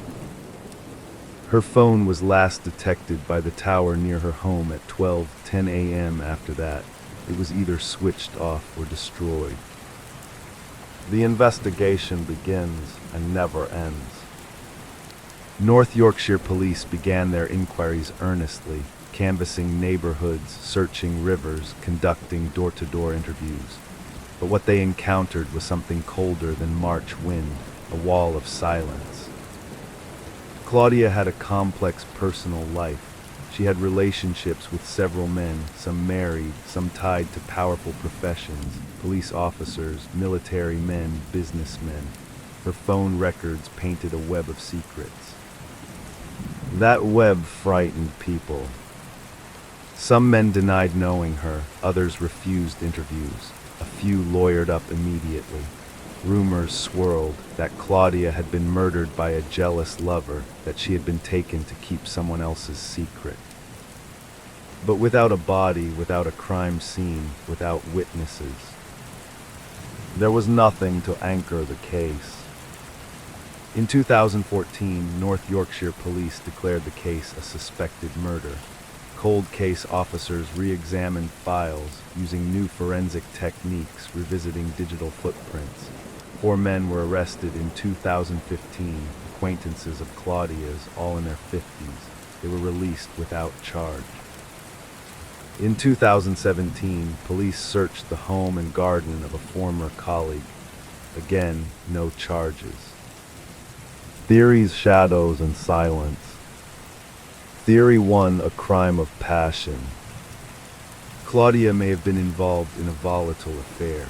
Jealousy, confrontation, and panic could have led to a fatal argument, perhaps even at her home, but such a theory requires disposal, cleaning, silence, and that would require time, help, or both. Theory 2, a stalker's final move. Had someone been following her, watching her routines? Her walk home from the bus stop took her down quiet streets. Did she trust someone enough to open the door after dark?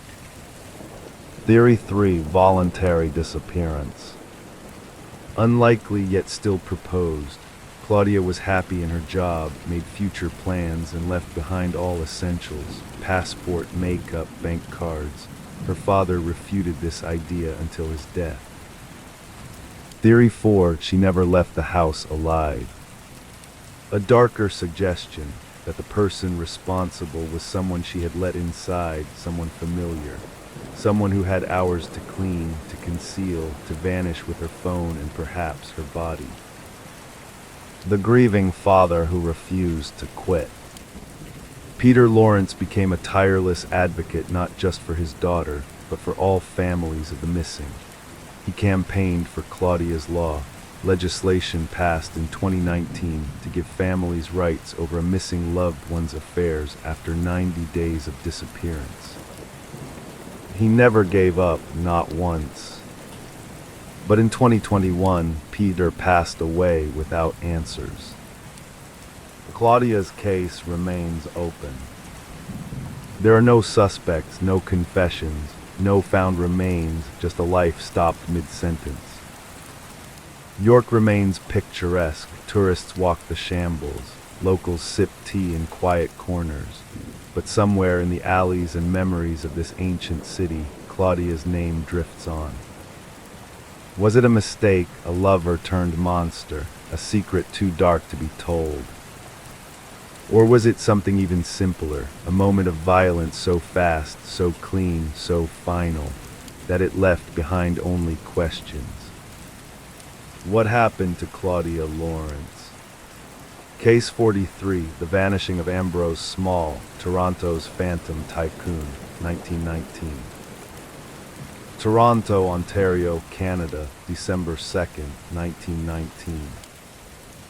Snow, smoke, the post-war world was still settling into its new shape.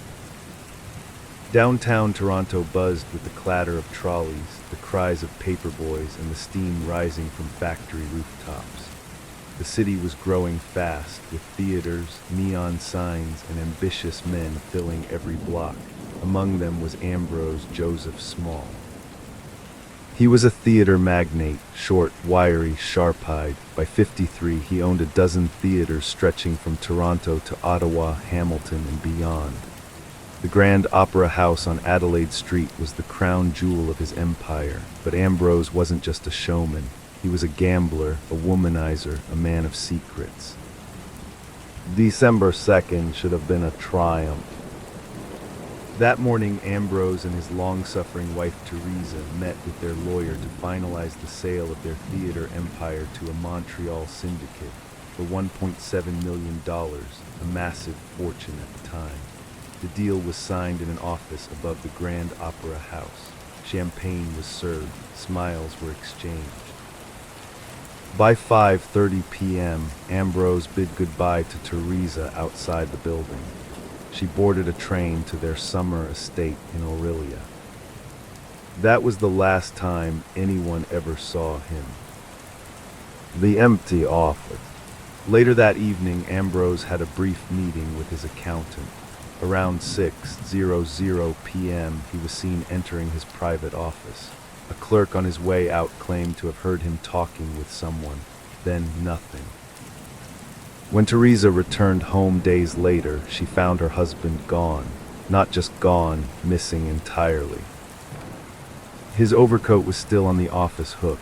His desk, usually tidy, was left in a state of chaos. Cigars, papers, half a sandwich, but no blood, no sign of a struggle. The door had been locked from the inside. It was as if Ambrose Small had evaporated. The theories began. Police were slow to respond. At first they believed he'd skipped town, perhaps off to celebrate his windfall in Europe or eloping with one of his many mistresses. But days turned into weeks and no word came. His bank accounts remained untouched. No letters, no sightings, no body. And with that, the press swarmed in. Rumors exploded across Canada. A millionaire vanishing without a trace. It was too perfect, too cinematic. Theories bloomed like frost on glass. Theory 1, a mistress killed him. Ambrose had a reputation. He often auditioned young actresses behind locked doors. One theory suggests he crossed the wrong woman or perhaps the wrong husband. Some believe a mistress lured him into a trap. Others say he was killed in the very theater he adored, buried beneath its floorboards. Theory 2, a criminal double-cross. Ambrose was known to gamble. cards, horses, dice. He often rubbed shoulders with gangsters and shady businessmen. Could he have owed money to the wrong people? Had someone come to collect permanently? Theory 3. The Loyal Secretary. John Dowdy, his longtime secretary, was caught weeks later attempting to cash in missing bonds tied to Ambrose's estate. He had forged documents and fled to the United States. Arrested and extradited, Dowdy insisted he had nothing to do with the disappearance. He was convicted only of theft, not murder. Still, many believed he knew more. Theory 4. Teresa knew everything. Teresa Small was the opposite of her husband, devoutly Catholic, reserved, humiliated by his indiscretions. When she inherited his fortune, she funded schools, churches, and charities. She refused to allow any spiritualists or psychics to probe the case, claiming it was beneath dignity. But skeptics questioned her silence. Why had she waited 2 weeks to report him missing? Why did she never offer a reward? The theater whispered. The Grand Opera House remained operational for years. Staff spoke in hushed tones of strange happenings, doors closing on their own, cold drafts, muffled voices from the rafters. Some claimed Ambrose never left the building at all. One particularly chilling rumor told of a hidden passage beneath the stage, leading to the city's underground utility tunnels. Could someone have dragged his body down, burying the evidence beneath the city's feet? Decades later. In 1936, the Grand Opera House was demolished. Bones were never found. In 1960, a man on his deathbed claimed he had helped dispose of a body in 1919, but his identity was never confirmed and no physical proof ever surfaced. In 2006, the case was reviewed again by Canadian cold case detectives. Still, no resolution. A man disappeared from a locked room after making a fortune. There was no ransom, no confession, no farewell. Just a ghost left to haunt the rafters of Toronto's history. Case 44, The Long Shadow of Lars Mittank, Germany's Vanishing Tourist, 2014. Varna, Bulgaria, June 26, 2014. The summer sun baked the Black Sea coast. Tourists filled the beaches, bars, and markets. Varna, with its glimmering seaside and thumping nightlife, had long attracted young Europeans seeking adventure. Among them was a 28-year-old German named Lars Mittank. He arrived with 5 friends from Itzehoe, northern Germany. Tall, athletic, and quiet, Lars wasn't the type to draw attention. He worked at a power plant, lived a modest life, and had never shown signs of instability. But by the end of that trip, Lars would become one of Europe's most puzzling modern disappearances. The trip begins normally. Lars and his friends checked into the Hotel Golden Sands just outside Varna. For the first few days, everything went according to plan: beach parties, fast food, lazy mornings. They drank, laughed, and explored the city. But on June 30th, something changed. Lars got into an altercation at a local bar, possibly over football rivalry. He supported Werder Bremen, and a group of men supporting Bayern Munich allegedly mocked him. A scuffle followed. It wasn't major. No police were involved. But the next morning, Lars complained of ear pain. He visited a local clinic where a doctor diagnosed him with a ruptured eardrum. He was prescribed cefuroxime, a strong antibiotic, and told not to fly due to the pressure risk. His friends offered to stay longer, but Lars insisted they fly home as planned. He would follow a few days later, once cleared for travel. That's when things turned strange. Lars begins acting paranoid. After his friends left, Lars checked into a cheap hotel closer to the airport. He called his mother, Sandra, multiple times. His tone was different, nervous, agitated. He told her he didn't feel safe, that people were following him. He whispered during calls, saying he was hiding. At one point, he claimed 4 men were coming to kill him. She asked him what was wrong. He didn't explain, just pleaded with her to cancel his credit cards and send no one.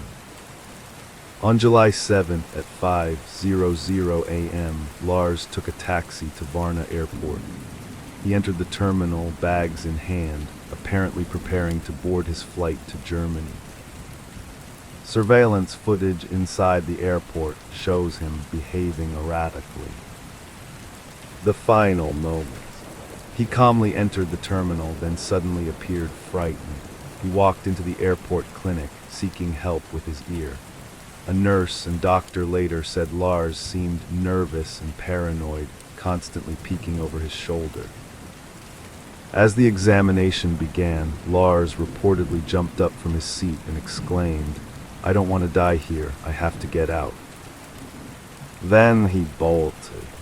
CCTV captured him sprinting out of the clinic. He ran through the terminal. He left all his belongings behind: wallet, phone, passport, luggage, everything. He sprinted across the airport parking lot, past taxis, past the entrance gates, across a field, over a fence. He disappeared into the woods beyond the airport perimeter.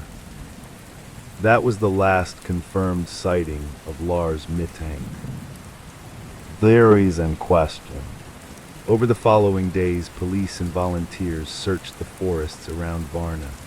Drones, dogs, helicopters, nothing was found. His mother flew to Bulgaria, plastering posters with Lars's photo across cities and villages. His face, wide-eyed, slightly confused, haunted Europe's missing persons lists for years. Theories flourish. Theory 1, drug reaction. Cefuroxime, the antibiotic Lars was taking, has rare but documented neuropsychiatric side effects. In some patients, it can cause psychosis, paranoia, or hallucinations, especially if mixed with alcohol or stress. Was Lars suffering from an undiagnosed reaction? Did he believe danger was real when it was? Theory 2, head trauma. If his eardrum had been ruptured in the fight, could he have sustained a minor head injury as well? Concussions and trauma can lead to disorientation, fear, and impulsive behavior. Theory 3, real danger. Some still believe Lars had gotten involved with something more sinister. Perhaps a drug smuggling ring, a debt, or witnessed something he wasn't meant to see. His whispered phone calls, his claim that he was being followed, it all suggests he felt genuinely threatened. But if someone was after him, why didn't they stop him in the airport? Why hasn't a trace of him ever surfaced? Theory 4, he survived. For a while, sightings of Lars popped up across Europe, Germany, Poland, Bulgaria, even Canada. None confirmed. Internet sleuths dissected each blurry photo. His mother followed every leg.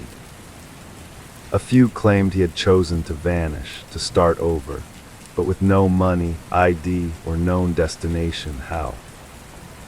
The forest never spoke. Despite extensive searches, no body was ever found. No clothing, no trace. Varna Airport still operates, still runs the same flight he missed. Locals still talk about the German boy who ran away. His mother still believes he is alive. Every year she shares new posters, new plays, new hope.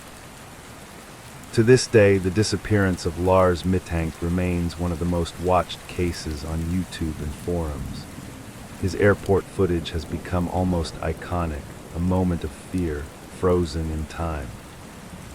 A young man, healthy and free, walking into an airport and then running into silence. Case 45, the disappearance of Dr. Sneha and Philip, the missing woman of 9/11/2001. New York City, September 10, 2001. A city on the edge of an ordinary Monday, streets humming, coffee brewing, taxis honking. The kind of day that slips past without meaning to. except that it didn't. It would become one of the most examined, remembered, mourned days in modern history, and one of its many strange unsolved stories belongs to a woman named Sneha Ann Phillip. She was 31 years old, Indian American, a physician just starting her career in internal medicine at St. Vincent's Hospital in Manhattan. Smart, artistic, independent, she lived in Lower Manhattan, less than half a mile from the World Trade Center, in a Battery Park City apartment she shared with her husband, Ron Lieberman, also a doctor. What happened to Sneha in the final 24 hours before 9/11 remains one of the most enigmatic disappearances ever linked to that day. The last confirmed sighting. On September 10th, Sneha had the day off. She spent the early part of it at a Manhattan criminal court, addressing a misdemeanor charge from a prior incident. She had been arrested earlier that year for filing a false complaint against a colleague, accusing him of groping her. It was later discovered there was insufficient evidence, and Sneha had been drinking during the event. The charges against her were still pending, but that morning she appeared in court for a routine procedural check-in. After leaving court, Sneha went shopping. Surveillance footage confirmed her visiting Century 21, a discount department store directly across from the World Trade Center. Cameras captured her buying clothes, lingerie, and household items. Her receipt timestamped the purchases around 7:18 p.m. She left the store with 2 large bags. That was the last time anyone saw her alive. The husband's account. Ron Lieberman returned home from his hospital shift around 11 p.m. He said he found the apartment empty, though it appeared that Sneha had not returned. The bags from her shopping trip were not there. Her cell phone was left behind, but that was not unusual. She often forgot or ignored it. He assumed she was staying with her cousin or out with friends, something she sometimes did on her days off. Ron said he went to bed and woke up the next morning to chaos. On September 11, 2001, the Twin Towers were hit. Their apartment, located at 225 Rector Place, was within blocks of the disaster. The building was evacuated. Fires and debris swallowed the neighborhood. Ron, who had left for work that morning, could not return home for days. The unanswered question. Where was Sneha on the night of September 10th? Why did she vanish between the time she left Century 21 and the next morning? Ron reported her missing that night, but it took days for authorities to open a case. The sheer scale of the 9/11 tragedy made tracking individual disappearances impossible.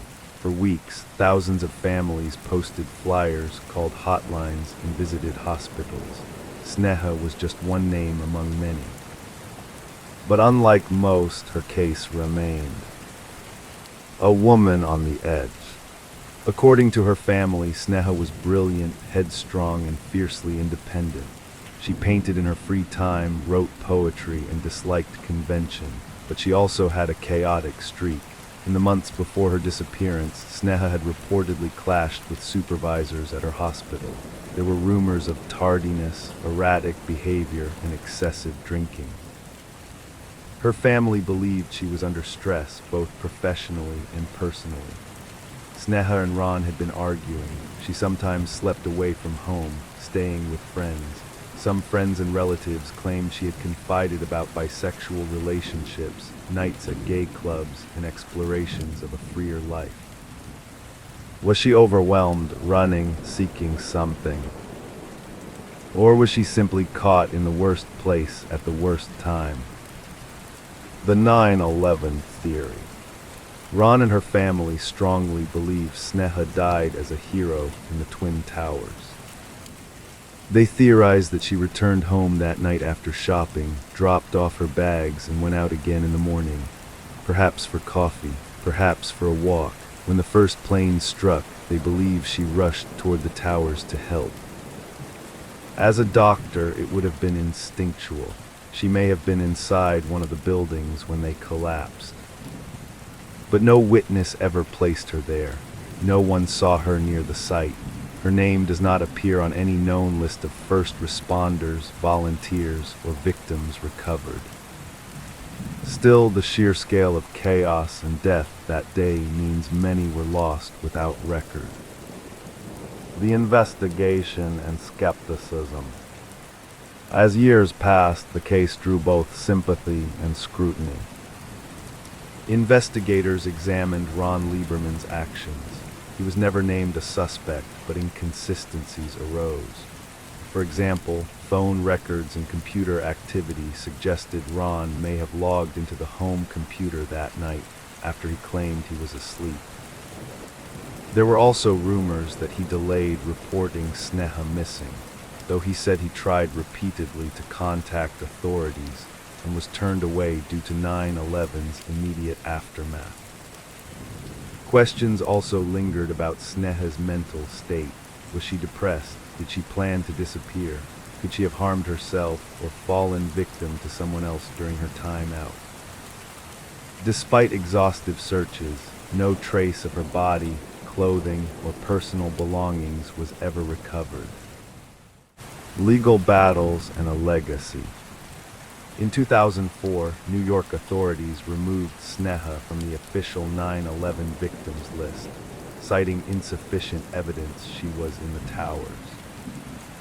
Her family fought the decision for years, eventually filing lawsuits and presenting new theories. They argued that she should be honored with the other victims, that the lack of evidence was exactly why she should be included. Thousands of 9/11 deaths left no trace. In 2008, the court ruled in her family's favor. Sneha Ann Phillip was reinstated as a 9/11 victim. Her name is now etched into the south pool of the National September 11 Memorial. But her story remains a mystery. Was she truly a casualty of the terror attacks? Or did something else happen that night? A woman walking through the streets of a city about to change forever, her final steps known only to her. Her story suspended in time, forever linked to a tragedy that swallowed thousands and still hasn't finished speaking. No confirmed sighting. No confession. No closure. Just a name, a smile, and a life paused at the edge of history.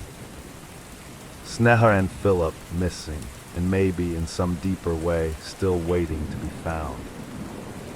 Case 46, the vanishing of Lars Mittank, the most bizarre airport disappearance, 2014. Varna, Bulgaria, July 2014. A sunlit beach town on the edge of the Black Sea. Tourists from around Europe drifting along the shore, drinking cold beer, soaking up heat, dancing late into the night. Among them was a young German man named Lars Mittank. He was 28 years old, athletic, quiet, even-tempered. He worked as a power plant technician back in his hometown of Itzehoe, Germany. Not the kind to cause trouble, not the kind to run. But what happened to Lars that summer became one of the most bizarre disappearances ever recorded on surveillance footage. He vanished without a trace in the middle of an airport after exhibiting strange, paranoid behavior no one could explain. And more than a decade later, no one has seen him since. The vacation. Lars had traveled with 5 friends to Golden Sands, a popular seaside resort just north of Varna. They spent the week doing what most tourists do, relaxing, eating, partying. Lars was reportedly in good spirits. Then something changed. One night, after a disagreement over football, Lars supported Werder Bremen while others backed Bayern Munich. He got into a minor scuffle. Some reports say he was punched by strangers, others suggest it wasn't physical. Either way, he seemed rattled. The next day, Lars complained of ear pain. He saw a doctor who diagnosed him with a ruptured eardrum and advised him not to fly. He was prescribed a powerful antibiotic called cefuroxime. His friends offered to stay behind, but Lars insisted they go home without him. He'd catch a flight the next day. The descent into fear. Lars checked into the Hotel Color in Varna, a modest, budget hotel near the city center. What happened next is where things get strange. He began calling his mother back in Germany. In hushed, frantic tones, he told her that he was being followed, that he didn't feel safe, that people were trying to kill him. He begged her to cancel his credit cards. He whispered that he was hiding. At one point, he sent her a text, "What is cefuroxime?" His mother urged him to go to the German consulate or call police, but Lars refused. He said it wasn't safe. The hotel staff later reported he was pacing in the hallways, looking out windows, peeking around corners.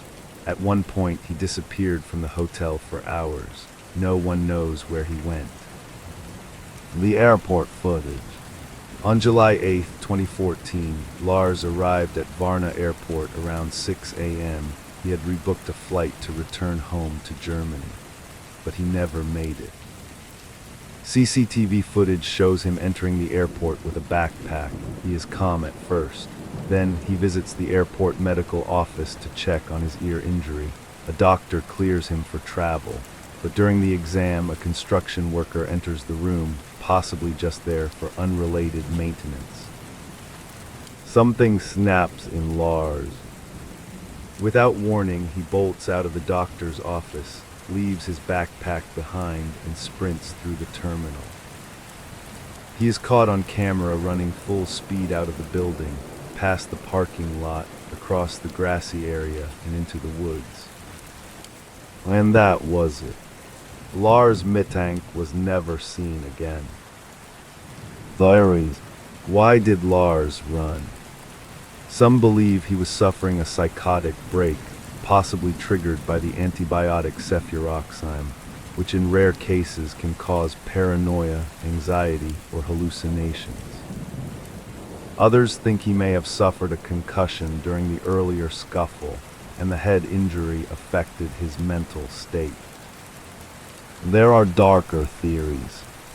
Some suspect foul play, that Lars witnessed something or got involved in something criminal, that he was targeted, that his fear was real.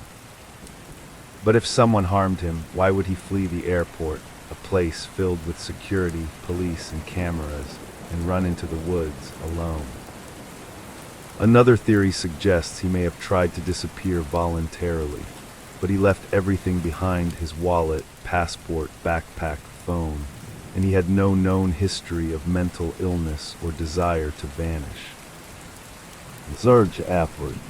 The Bulgarian police conducted searches of the wooded area. Dogs, helicopters, volunteers, nothing.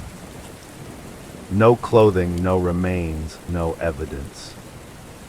Private investigators were hired by Lars' family. The case was featured on German TV. His mother gave dozens of interviews, but tips dried up. Over the years, there were scattered sightings, men who looked like Lars, homeless individuals in Eastern Europe, even a man in Brazil, but none were confirmed. The image of him running, healthy, young, visibly afraid, has become one of the most haunting clips on the internet. Lars Mittank didn't walk off into the night. He sprinted in broad daylight from a building full of witnesses and never came back. A man afraid of something no one could see. Into the trees and into legend. Case 47, The Vanishing of Brandon Swanson, The Call from the Ditch, 2008.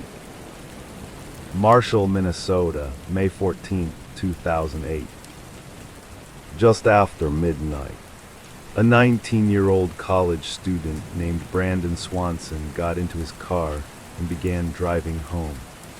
He had just finished his final spring semester at Minnesota West Community and Technical College and was heading back to his hometown of Marshall to stay with his parents. He never made it.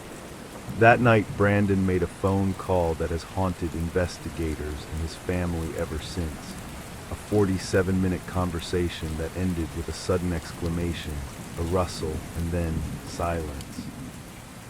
And from that moment on, no one has ever seen or heard from him again. The evening before. Brandon Swanson had been celebrating the end of the semester with friends in two different small towns, first in Lind and then in Canby, Minnesota.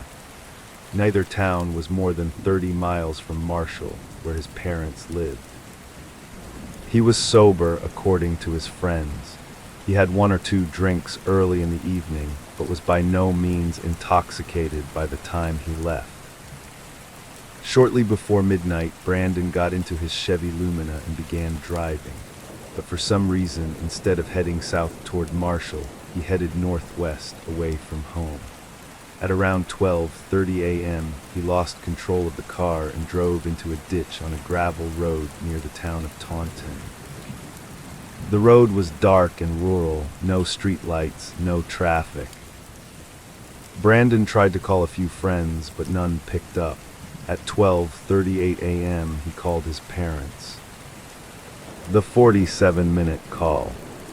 On the phone, Brandon calmly explained that he had run off the road and was stuck. He wasn't hurt. The car wasn't damaged. He just needed a ride. He believed he was near Lind, a town southwest of Marshall.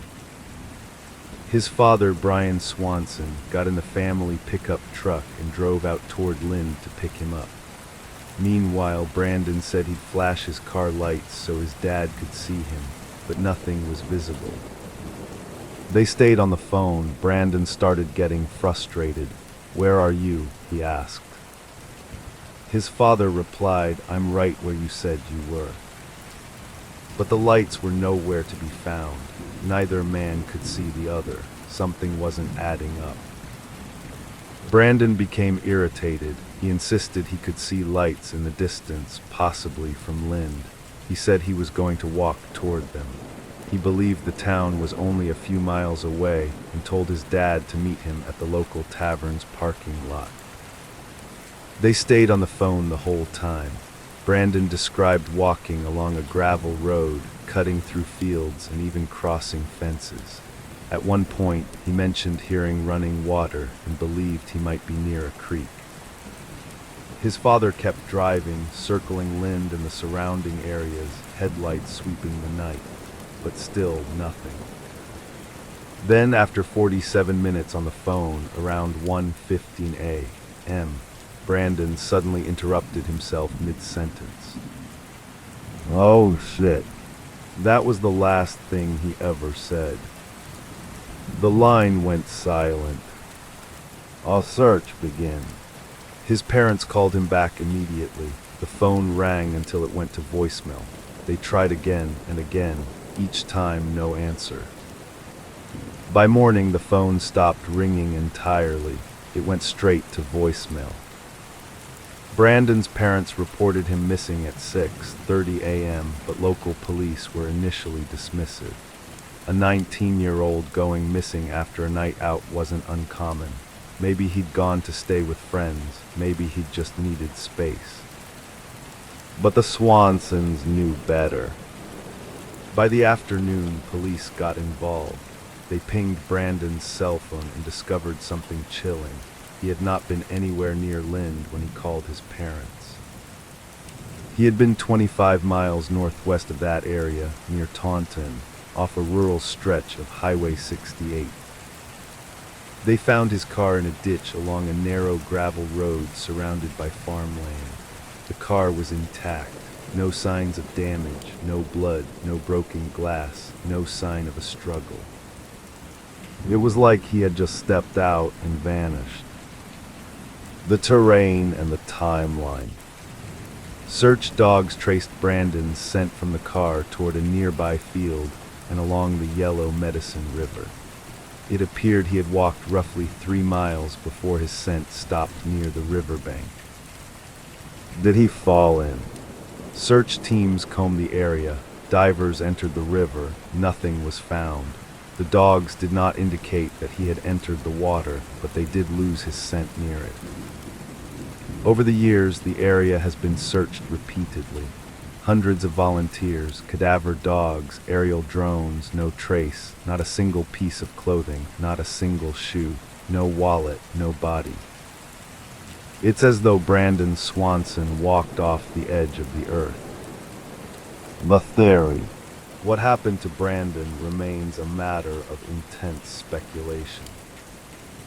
One theory is that he fell into the river and drowned, but multiple searches turned up no remains, and rivers usually give up their dead. Another theory is that he was injured, maybe fell into a hole, an abandoned well, or was bitten by an animal, but again, no signs. Some believe foul play may have been involved. Perhaps someone picked him up after the call. But why would someone abduct or harm him in such a remote area at that exact moment? Others suggest exposure. Temperatures that night dropped to around 39 degrees F, 4 degrees C. If he had gotten lost and exhausted, hypothermia might have set in, but still, no body was ever found. Another lingering mystery is why Brandon believed he was near Lind, when in fact he was 25 miles away. Was he disoriented? Did he take a wrong turn? Or was there something else happening, something he didn't want to reveal? The legacy. Brandon's disappearance led to changes in Minnesota law. His parents fought to improve the way law enforcement responds to adult missing persons. In 2009, Minnesota passed Brandon's Law, which requires police to immediately file a missing person report for anyone, regardless of age, if their safety is believed to be at risk. Every year, the Swanson family continues to search. They mark the anniversary of his disappearance by walking the rural roads where he vanished. They leave porch lights on in their home, just in case. Brandon would be in his mid-30s now. He left behind no digital footprint, no social media activity, no bank withdrawals. Only that one phone call. That single haunting phrase, "Oh shit." And then darkness. No answer. No goodbye. No resolution. Just a lonely car on a dirt road, and a voice carried away by the wind. Brandon Swanson, still missing, still searched for, still loved. And that brings us to the end of tonight's story. Another case still waiting for answers, still echoing in the quiet. As you drift off to sleep, let your thoughts settle. Let the mystery rest for now. Thank you for spending this time here. Sleep well, and we'll meet again in the next story.